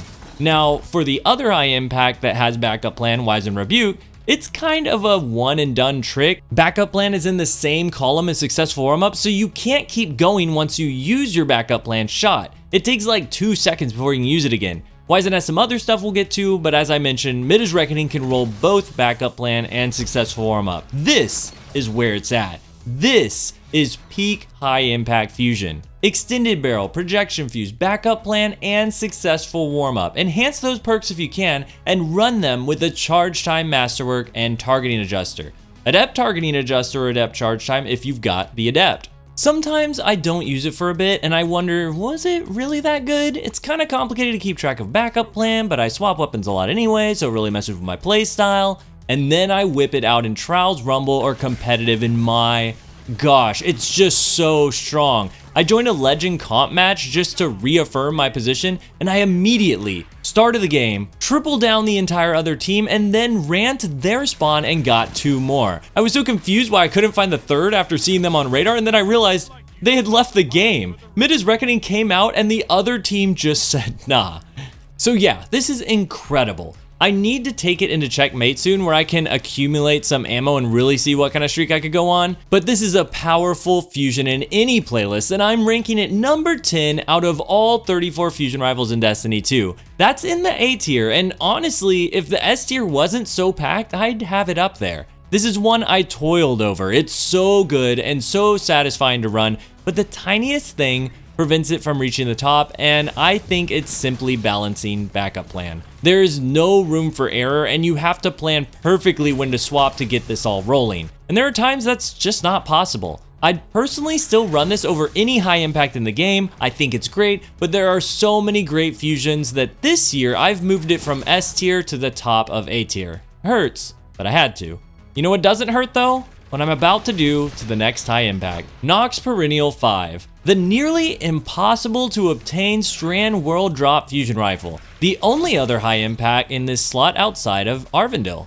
I wanted to like this fusion. It looks cool, it sounds cool, it's rare, the right perks can get it to 100 range, but nearly everything about this fusion is bad. I'd argue after the recent Kickstart Nerf, it's got nothing. Well, for PvP. For PvE, there's a lot of stuff here, but in the Crucible, you're faced with the worst stats of any high-impact fusion in the game. The worst range, the worst handling, the worst recoil direction, and near the bottom of aim assist and stability too. This is the Riptide of high impacts. It's got under pressure, and that's about it. You could argue it has Kickstart, and you could roll under pressure and Kickstart together, but Glacio is better at this in 100 different ways. Not only that, with the Kickstart nerf, you're not 5-bolting past damage fall off distance anymore. So unless you have pinpoint perfect aim while sliding and charging, it's pretty much a non-factor. You might as well just use a fusion with high impact reserves to get essentially the same effect with way less restrictions and better stats. I will say Nox does have the wild card origin trait, which makes 3 Telesto-like strand stickies spawn out of a target you eliminate. They don't do much damage in PvP, but they do keep players off the res, or at a minimum can reset their res when they go in to help their down buddy. This one's kind of weird though, because they don't play well with tangles if you're running them. The wildcard bolts will blow up the tangle, neutralizing both of the perks, and this happens a lot. All in all, this is just a slow charging fusion that has to use its perks to get up there and compete against fusions that are there from the start. If I had to choose perks for a god roll, I'd probably go pretty generic with extended barrel projection, range masterwork, with under pressure and elemental capacitor, but I'm still going to place it at the very bottom of the C tier for could use nearly any other high impact. I'm ranking it just above Aurvandil at number 28 out of all 34 fusions. Only because Nox has interesting origin traits and feels better than Aurvandil, but honestly, it doesn't matter. Both of the bottom tier high impacts are incredibly forgettable compared to their peers. Now for one I want you to remember. Without a doubt, the biggest glow up from my last tier list. Null Composure. The rapid fire void fusion rifle that can be bought and pulled from collections by any player in the game. Previously, I placed Null Composure at the bottom of the B tier for its lack of accuracy perks like Under Pressure or Firmly Planted to help control its 9-bolt burst. It fared better than Likely Suspect and Riptide due to their terrible stat packages, but Null Composure didn't have the accuracy to push it anywhere but basic. That changes today. This thing sticks to targets. Much like Burden of Guilt, Null Composure got a ton of buffs due to the nerfs against its peers.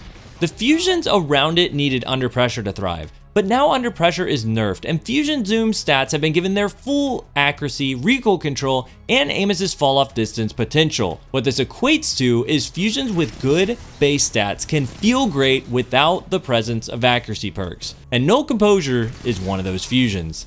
With amazing base aim assist and recoil direction stats, Null Composure is thriving. It's not the out-of-band Cartesian Coordinate levels of aim assist, but it's the highest outside of that, 4 points over Iterative Loop. The recoil direction of 55 is the highest of any rapid fusion, and it's my favorite base recoil direction of the rapids, matching more with the recoil direction of adaptive frames. Now, it's a fixed roll, so you can't push the range as much as I'd want, but fortunately it's got projection fuse and a range masterwork in its fixed roll, which matches the range of a maxed out Cartesian Coordinate. Null even has 16 zoom for more accuracy. Now, it's not Cartesian, it can't be. Cartesian is so out of band. I'm surprised nothing has ever been done about it. 17 zoom and 60 aim assist feels worlds above the rest, but Null Composure is standing right beneath it. I honestly could not believe it. It's even got high impact reserves built in to help you push slightly past damage fall off when you connect the bolts with your 16 zoom, and heating up on the follow-up shots, which not only creates a tighter accuracy cone, but lessens your accuracy cone growth as the 9 bolts are released. Blown away is an understatement.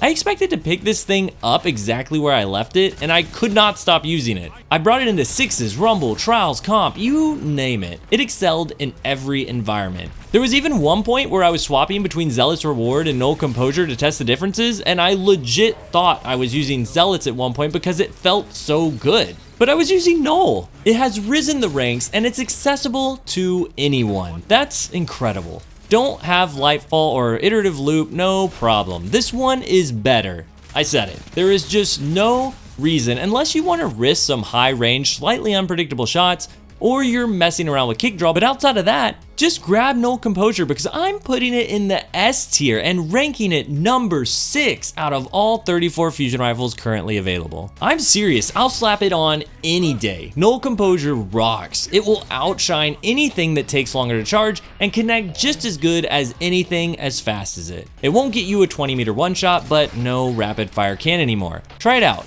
I guarantee the fast accuracy will shock you, and the stats back that up. Another one I feel extremely confident recommending is Plug 1, the semi-retired ARC Precision Frame Fusion Rifle. I say semi-retired because the Adept version is not here anymore. Fortunately, Plug 1 kinda stands on its own regardless of if it's Adept or not. It's got great range, stability, aim assist, and recoil direction, just like pretty much all the other Precisions. Seriously, they're all about neck and neck outside of how nerfed main ingredient is and how old Hollow Words is. Plug 1 does have some help from its 17 zoom scope options for even more accuracy, and even though all the Precisions are so close in stats, Plug 1 leads the pack in one of the most important, aim assist.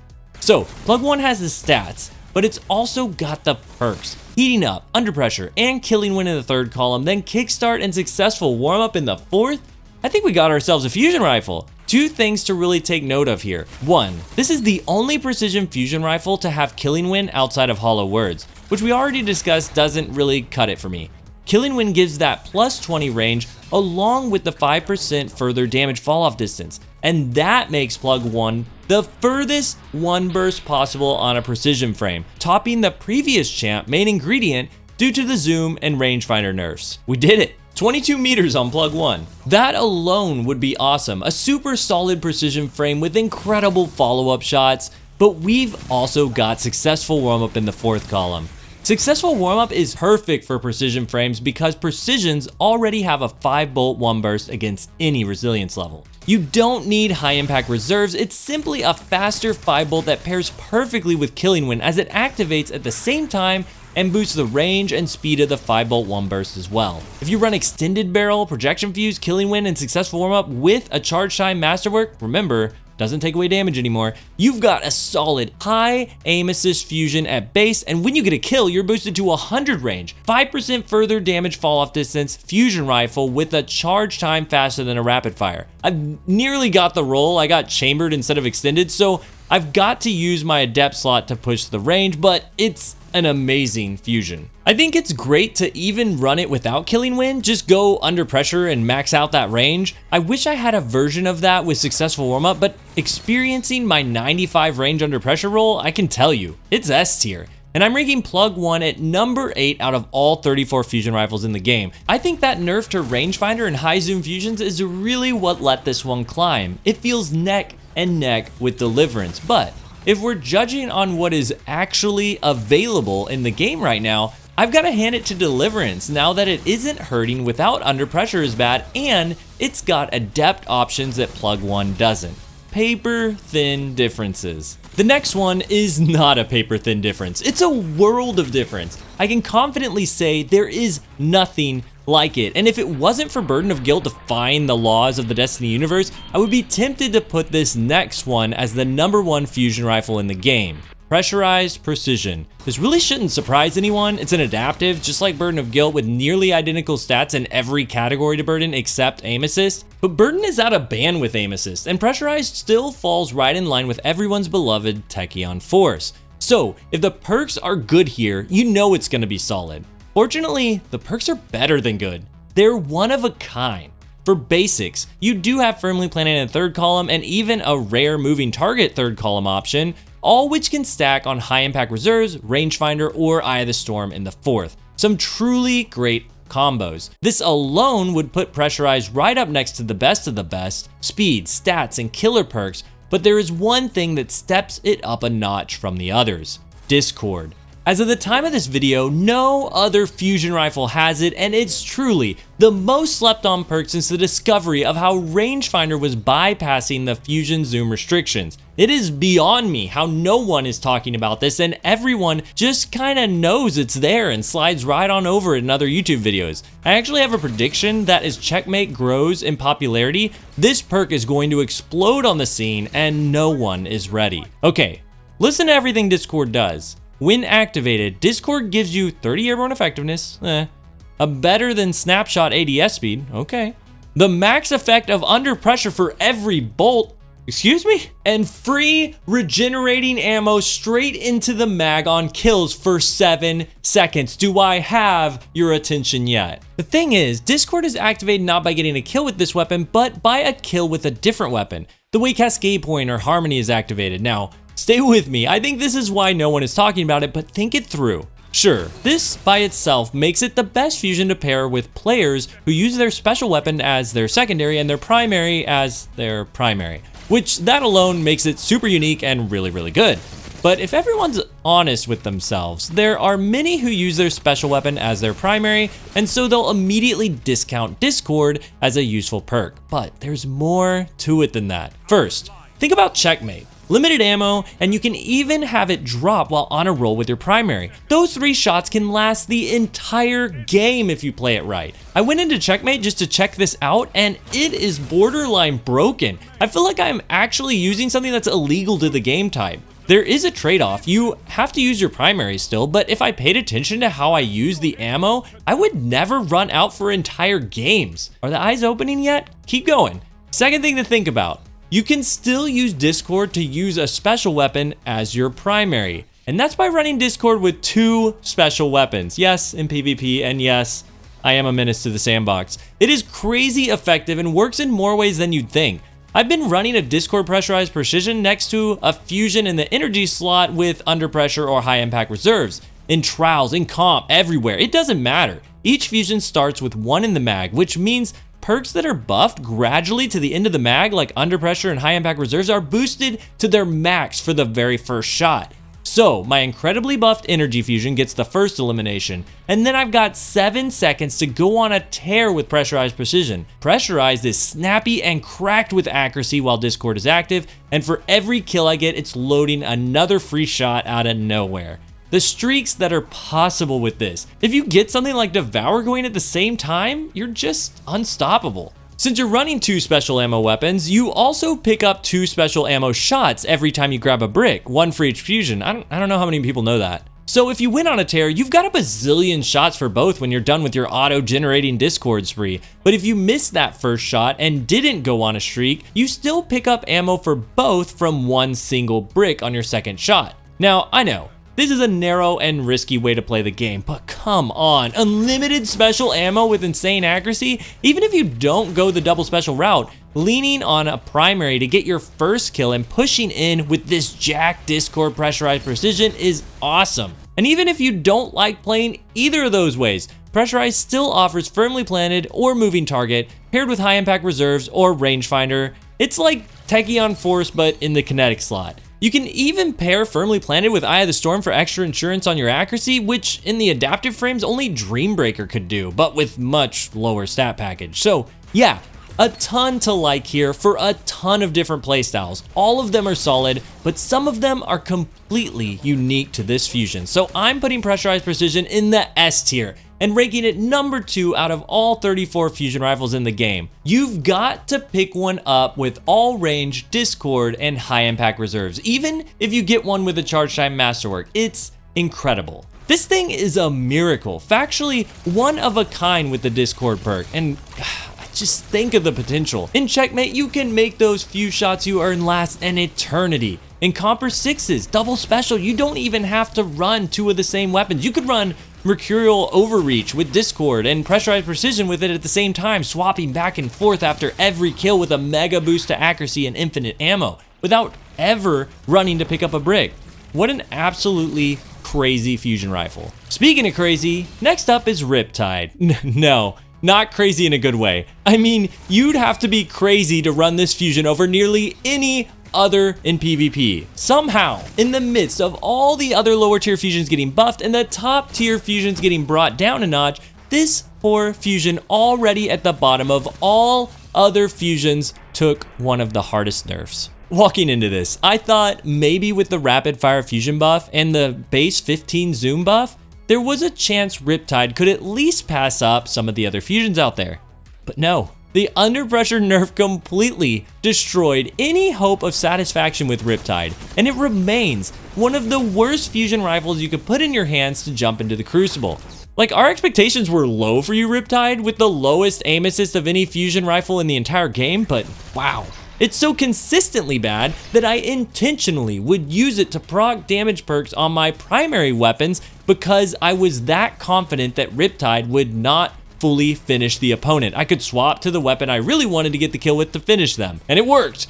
Riptide just would leave opponents with a sliver of health every time. All this said, it is not the worst fusion you could use. If you go with the max range possible, full bore, projection, range masterwork, under pressure, and golden tricorn, you can learn to use it up close in just the right ways to make plays. I could do it in comp, quick play, anywhere. So, while Riptide is pretty awful, I'm still placing it in the C tier and ranking it number 27 out of all 34 fusion rifles in Destiny 2 because I trust it enough in the right ranges to connect exactly the way I want it to, and still play really aggressively. That doesn't mean there is a reason to run this over any other rapid fire fusion, but as much as I hate admitting it, there are quite a few fusions I still struggle with more than Riptide. Next up is another fusion I struggle with but found some uses for it over time. Royal Executioner, the solar adaptive frame fusion rifle from Season of Defiance. This is the second solar fusion on this list that is an adaptive frame, which is crazy because there's still 2 more. We're going to talk about it. 4 total adaptive frames that are solar, so you really gotta bring something to the table if you're gonna stand out. Fortunately, Royal Executioner brings with it 2 very important perks, Offhand Strike and Killing Wind. This is a really big deal for 3 reasons. 1, Offhand Strike and Killing Wind are the only 2 perks that can extend the true one burst range of a fusion, the damage fall off distance. 2, currently only 3 other fusions even have Offhand Strike, and those 3 other fusions are slow firing high impact fusions. Royal is 2 degrees faster than that archetype, so it's got both speed and distance with this perk. 3, Royal Executioner is the only fusion rifle in the game that can currently roll both Offhand Strike and Killing Wind together in separate columns. Plus it's craftable, no waiting on RNG. As I mentioned on Glacioclasm, Offhand Strike gives you extreme accuracy from the hip. I'm talking minus 95% accuracy cone size and growth, pinpoint accurate, and it extends your damage fall off distance. Killing Wind gives you plus 20 range stat and extends your fall off distance as well. So by all means, we should have an extremely far-reaching adaptive frame shot if you spec the fusion out in all range. Once everything is activated, it's 86 range plus the double damage fall off bonus from the perks. So I was really looking forward to testing out Royal Executioner again because previously while it offered these amazing perks, the first shot before those perks activated felt like it fell flat due to the base stats. It shares basically the lowest range stability and aim assist right alongside Dreambreaker for adaptives. And you can feel that weakness the moment you start using Royal Executioner after using a different fusion. I mentioned in my original review that it felt like you needed to add more recoil control through Arrowhead Break and a counterbalance mod to make up for its other poor stats. And I was hoping the accuracy buff to the fusion zoom stat would help push Royal Executioner enough to compete with other fusions at base. But that's not the case. This is painful to say, but there wasn't anything I could do to make that first shot feel close to the likes of Burden of Guilt, Techeun Force, Trinary System, or even Dreambreaker. I think this is because while Dreambreaker's stats are worse, it can roll under pressure and high impact reserves together, pushing those bolts to hit harder and more accurately right from the get-go. I want to emphasize that here in case I didn't enough on Burden of Guilt or Dreambreaker. I'll get to Rangefinder versus high impact reserves when we get to Techeun and Pressurized Precision, but the general rule for Adaptive is you must have high impact reserves. You need it here on that first shot more than any other archetype of fusion rifle. So I'm knocking Royal Executioner all the way down to C tier because that first shot can't compete with other fusions in the game, and I'm ranking it number 26 out of all 34 fusion rifles.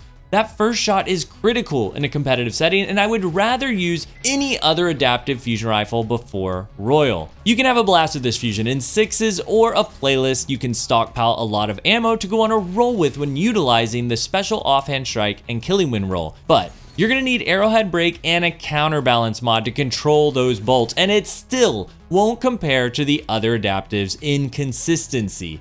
And consistency is king. Consistency is exactly what the next fusion brings to the table. Snorri, the Void high impact fusion rifle found as a random world drop. We've got another glow up here. Snorri is a beast, nearly the highest range, stability, and recoil direction of all the precision frame fusions, topped with a fantastic 17 zoom scope. The only stat that even slightly looks sketchy is its aim assist stat of 62, but all precisions are in that 62 to 67 range except for main ingredients 45. So I don't feel like this is that big of a deal with all the other stats looking so great. And you'll recognize that right away if you pick up a good roll of Snorri. I held on to an all-range extended barrel projection fuse range masterwork roll with firmly planted and high impact reserves, and oh my gosh, this thing doesn't miss. It just feels so incredibly accurate and powerful.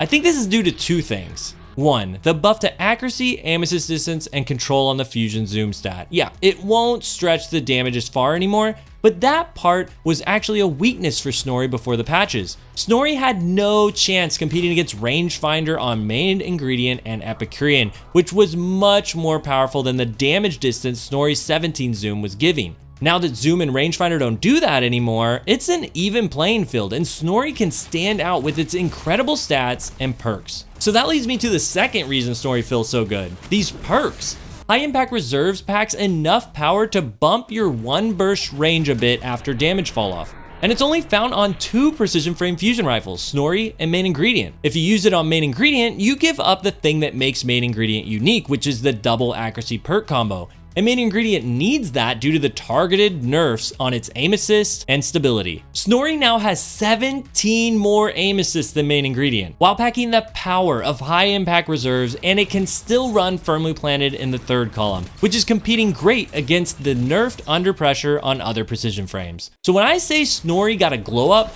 I mean it is competing against the best of the best. It is solid. But how do I even rank it at this point? We've talked about so many good precision frame fusions. Plug 1 is right there alongside Snorri, but even without adept options, has Killing Wind to match successful warm-up and take it up to the furthest precision frame one burst available. So I can't let Snorri sneak into the S tier with Plug 1 there, but we've also got Epicurean, which uses Rangefinder to connect bolts with ease to any target. The thing is, I just kept gravitating back to Snorri with this all-range firmly planted high-impact reserves roll that helped me secure that further one bolt off the bat, rather than just connecting the bolts like Epicurean. Snorri also has speed perks like successful warm-up you can combine if you want to go that route, and Epicurean doesn't have that option. So yeah, in near disbelief, I think I'm placing Snorri over Epicurean, up at the very top of the A tier at number 9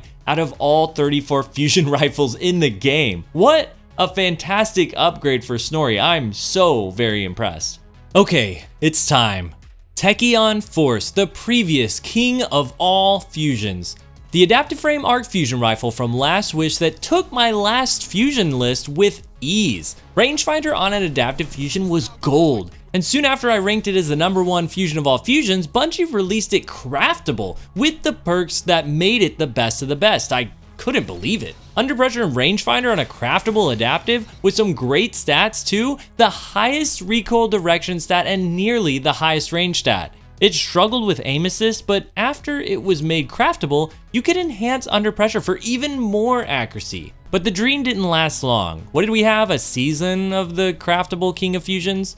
The Rangefinder nerf, on top of an Under Pressure nerf. In the history of Destiny, I don't think I've received more questions than how to craft Techeun after these nerfs and if it was even worth running. Well, it wasn't an overnight thing to figure out. Recrafting Techeun 1,000 different ways, all while doing the same with every other fusion in the game, is quite the task. But I feel I've come to a conclusion on it all. Techeun is still a force to be reckoned with. The Under Pressure nerf didn't kill Under Pressure, and the Rangefinder nerf didn't kill Rangefinder, but the changes certainly hurt both. While Techeun doesn't give the clear-cut, I have no reason to run anything else vibe that it used to, it is still so good. It's better than good. It is a great fusion rifle with some incredible options for being craftable. I still can't believe they gave us Under Pressure, Rangefinder, and high impact reserves.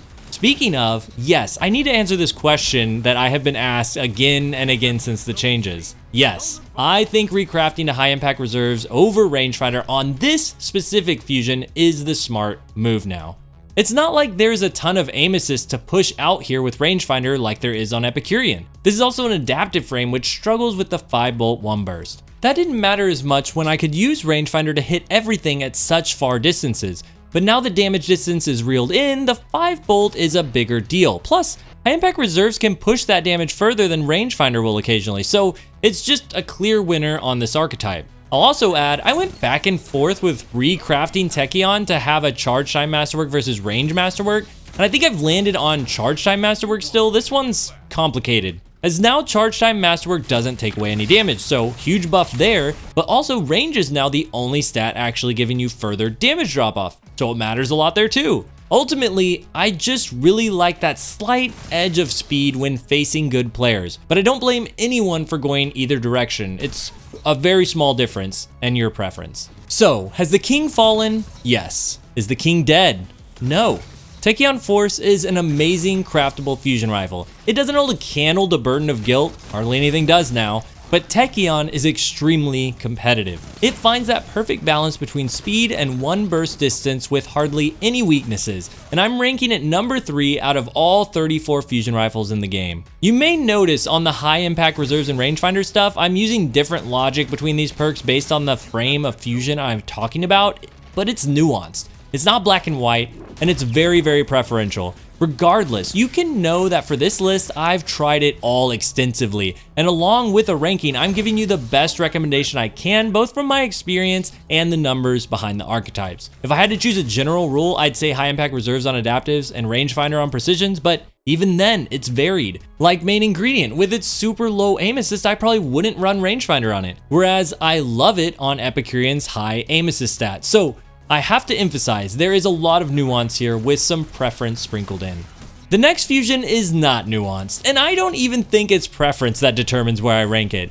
I think some of you are going to struggle with the ideas I present here due to nostalgia and even, dare I say, the mythology of this fusion rifle. So I'm just asking you to hear me out and we can discuss it in the comments. Telesto, the void exotic fusion rifle that has broken the game more times than I can count. It's been so much of a meme that Bungie went out of their way to create a whole event around this fusion's evolution of malfunctions. When asked what the best fusion rifle in the game is, many will just auto-respond Telesto, almost as if out of fear that the sentient weapon will hear them and curse their RNG if not proclaimed the answer. Well, prayer circle my game doesn't error code when I log on today because it's time to destroy this myth. Telesto lies in between the charge time of an adaptive frame and a precision frame, so it gives the appearance of being pretty speedy, but its damage is a little more complicated to explain. In some ways, it's a precision frame, because the bolts do 40 damage in total once all is said and done. But here's the kicker.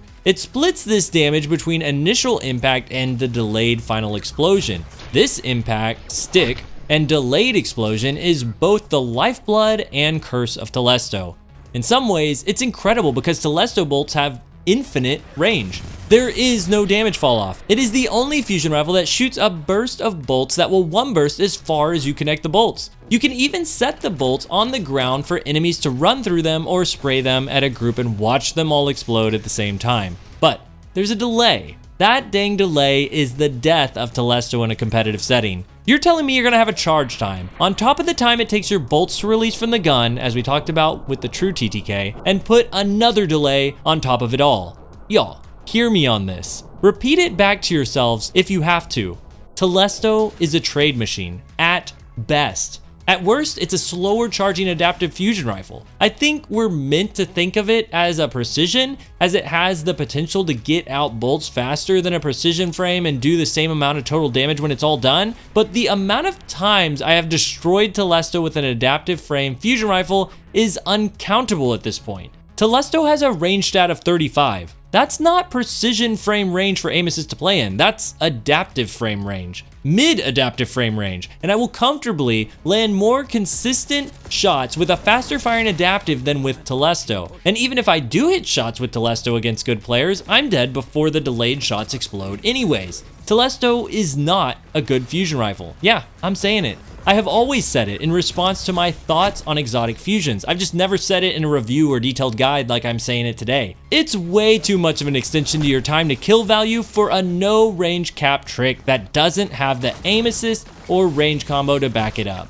Will you occasionally get a super long range kill with that high stability? Sure, but you will trade to slower TTK weapons at mid-range and flat out lose to faster TTK weapons at close range. If you want to be effective in the mid-range with the option to map people occasionally, use Merciless. I guarantee mastering that will pay off more than mastering Telesto. Telesto, a weapon that's easy to use, but the skill ceiling is so low due to the true TTK of the charge time, plus the bolt time, plus the delay, and I'm placing Telesto near the very bottom of the D tier with no regrets, ranking it number 32 out of all 34 fusion rifles in the game. I'd rather take Riptide, whose bolts do full damage as soon as they connect, than use this over-glorified one-trick grenade launcher pretending to be a fusion rifle. Don't want to take away the joy of anyone who just has a great time with Telesto. I go hard on it for a reason though, and that's to encourage you to try another fusion you can grow with, rather than be stuck at the TTK ceiling Telesto hides from you at first glance.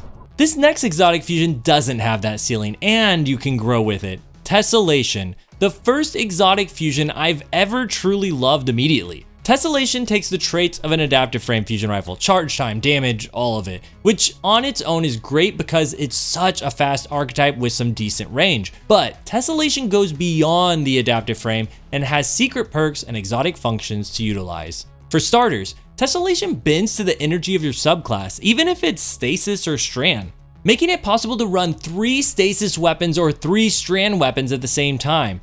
That alone is a big deal because it allows you to run triple surge mods for one element that applies to all your weapons at the same time. Usually you'd have to choose to split the damage increase between elements, or go all in on one element over the other. A great example for this is running a stasis subclass on a hunter with the Bacchus exotic helmet. You can run a stasis weapon in your primary slot, a stasis tessellation in your energy slot, and when you get the special surge times 4 buff for stasis from using your Bacchus dodge, you'll have either weapon buffed and ready to go. So I use it with Tessellation to let the fusion 5-bolt any Resil, I just dodge so I get an orb from my Reaper mod, and when the Bacchus buff runs out, I'll still have surge times 3 for my stasis primary. No other fusion can stack stuff like that.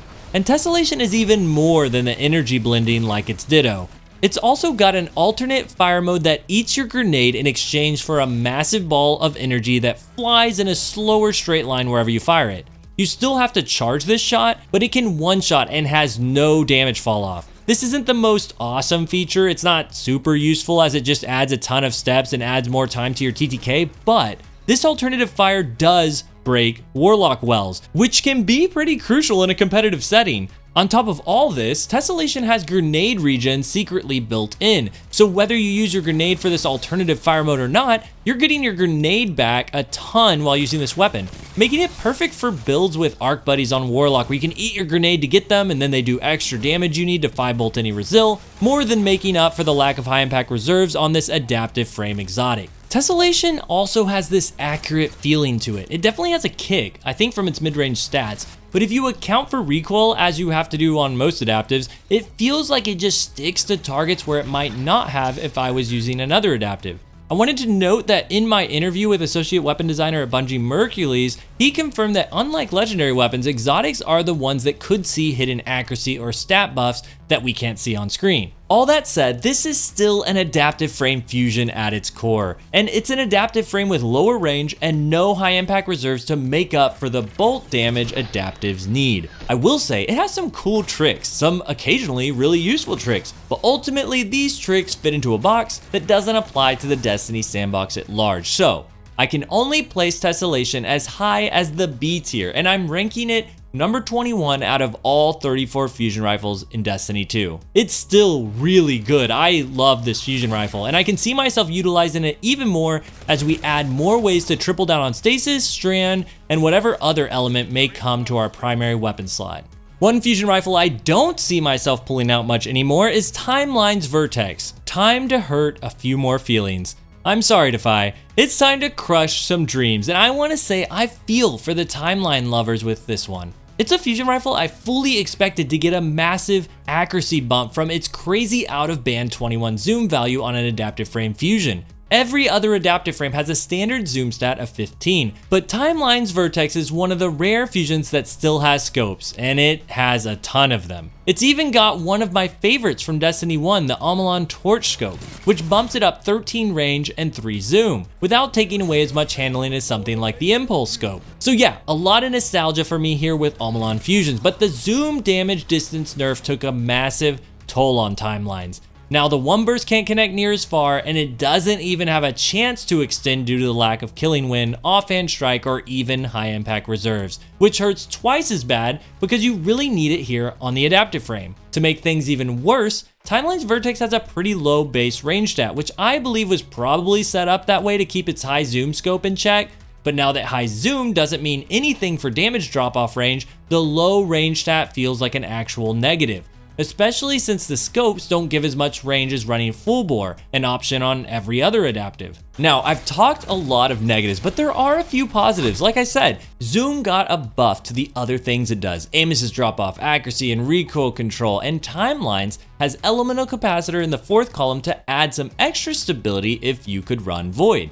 So, with an impulse scope, projection fuse, range masterwork, firmly planted, and elemental cap, I do think you can feel all the ease when playing with this fusion. But it's not near as useful as if it had some extra damage or more range, ultimately forcing Timeline's Vertex to the middle of the C tier. I'm placing it number 25 out of all 34 fusions in the game because there are just so many better fusions out there at this point. It was already a little difficult for Timelines to keep up without under pressure and high impact reserves, but losing the value of its extreme zoom hurts Timelines a lot. And when I realized that I'd still take Dreambreaker or Tessellation into a competitive setting before I took Timelines, this ranking was sealed. But next up is a fusion I'd choose any day over those adaptives, Trinary System. Well, if you can get the right roll.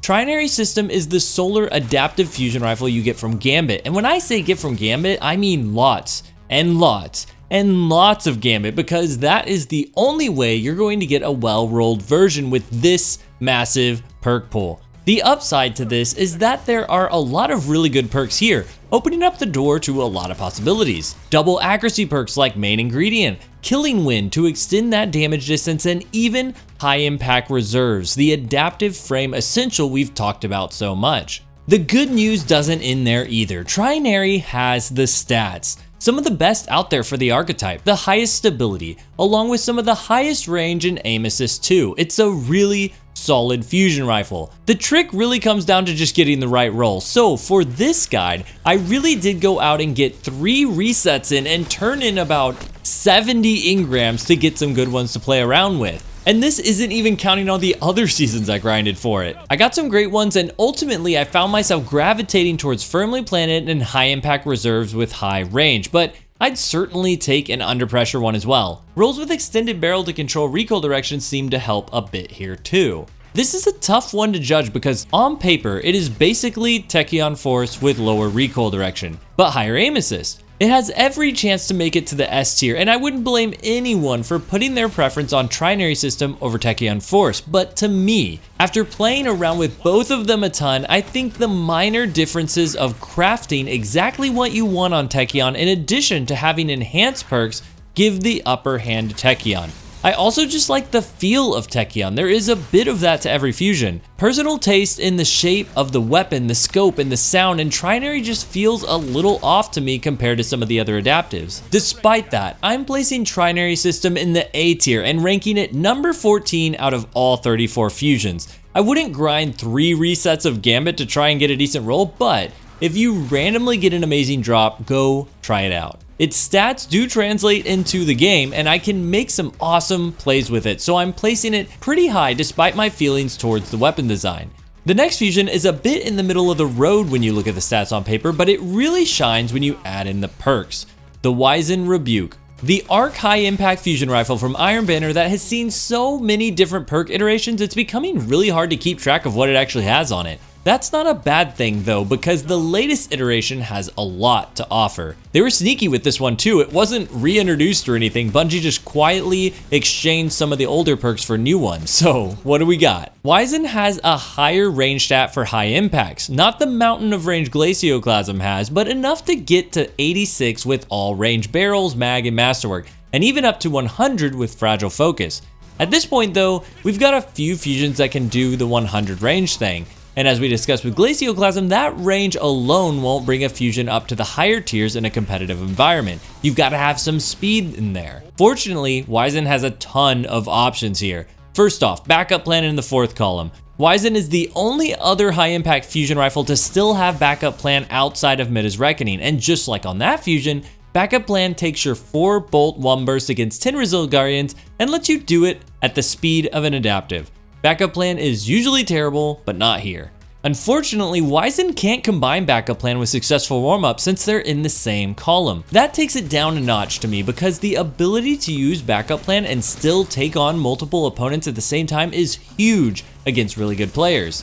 That said, we still have successful warm-up here, which is also rare on a high impact fusion, and unlike Midha's Reckoning, we can pair it on Midha's with Under Pressure for more accuracy or Offhand Strike for a fast charging long distance hipfire shot. Both of these are incredible options with successful warm-up. If you can connect shots without Under Pressure on Wizened Rebuke, Offhand Strike and successful warm-up are definitely my recommendation, as it's like nothing you've ever experienced. The only other fusion to do this is Royal Executioner, but that's not near as powerful as it is here on Wizened because each bolt is so strong. Since we're not running backup plan on this build, you're also 3-bolting most resiliences, or you've picked up an orb on your first elimination, and surge mods are carrying you to 3-bolt any resilience level at crazy hipfire distances with the speed of an adaptive frame. This is a wild fusion rifle, and oh man, I'm tempted to name it as the most powerful 6s playlist fusion rifle that exists. The real issue for the competitive playlist is that initial charge time. But defensively pre-charging is also a playstyle. And while it's not my personal playstyle, there are people who are very effective with their pre-charge against top tier players. Usually if a high impact player could do that, I'd still knock them down for lack of speed on the follow-up, but Wizened has you covered with successful warm-ups, so it really is just something else. The Wizened breaks the mold of high impacts in a different way than Midha's Reckoning. They both fix the problems I have with high impacts and are capable of wiping the best teams. But the Wizened Rebuke leans towards the pre-charge and Midha's lends itself to a more aggressive playstyle. And for that reason, I'm going to place the Wizened Rebuke below Midha's at number 15 of all 34 fusion rifles. Particularly because you can still use Midha's Reckoning to play in the style of Wizened Rebuke, but Wizened doesn't have the perk setup to play like Midha's. 15 is still really high for a high impact though. An extended barrel, projection fuse, range masterwork, offhand strike, and successful warm-up roll goes wild, and is definitely the iconic role that stands out for the fusion. I need to mention the Sulking Wolf origin trait too. If you get a kill while under 68 HP, you go off radar for 10 seconds. That's pretty huge, but ultimately I still stand by the ranking. Like I said, this is tough, paper thin differences, and both still in the A tier for their speed capabilities with a huge punch. Speaking of speed, my goodness, Zealot's Reward. This may change once everyone gets their hands on a crafted Zealot's Reward, but right now, if you see someone with Zealot's Reward on the other team, watch the heck out. They know Zealots should not be that good, but it is solid. Mediocre range, lower stability, low recoil direction with some pretty good aim assist. Nothing out of band, nothing crazy, but when you pick up Zealot's Reward, particularly one with a ton of range or one with arrowhead break, it's going to rock your world. Part of me wants to chalk it up to sound and visual design, but I don't know sometimes. Could it be the slightly higher aim assist value? I mean, I don't think so. It's 3 points higher than Iterative Loop. Even Cartesian Coordinate has 23 stats of aim assist over Zealots, and Zealots still competes. I do not understand, and neither does anyone else. I've talked with fusion lovers, the Destiny science community, and even Bungie weapon designers themselves in interviews, and everyone says on paper this should be a regular rapid fire fusion, but it isn't. This is the true Telesto. Everyone talks about Telesto being sentient and always rising back up from nerfs. No, this is the fusion the legend should be about. There is some magic here, and it almost doesn't even matter what else you got outside of under pressure. Zealots just puts in work and connects those bolts. My favorite way to run it is still arrowhead break, projection, range masterwork, under pressure, and high impact reserves.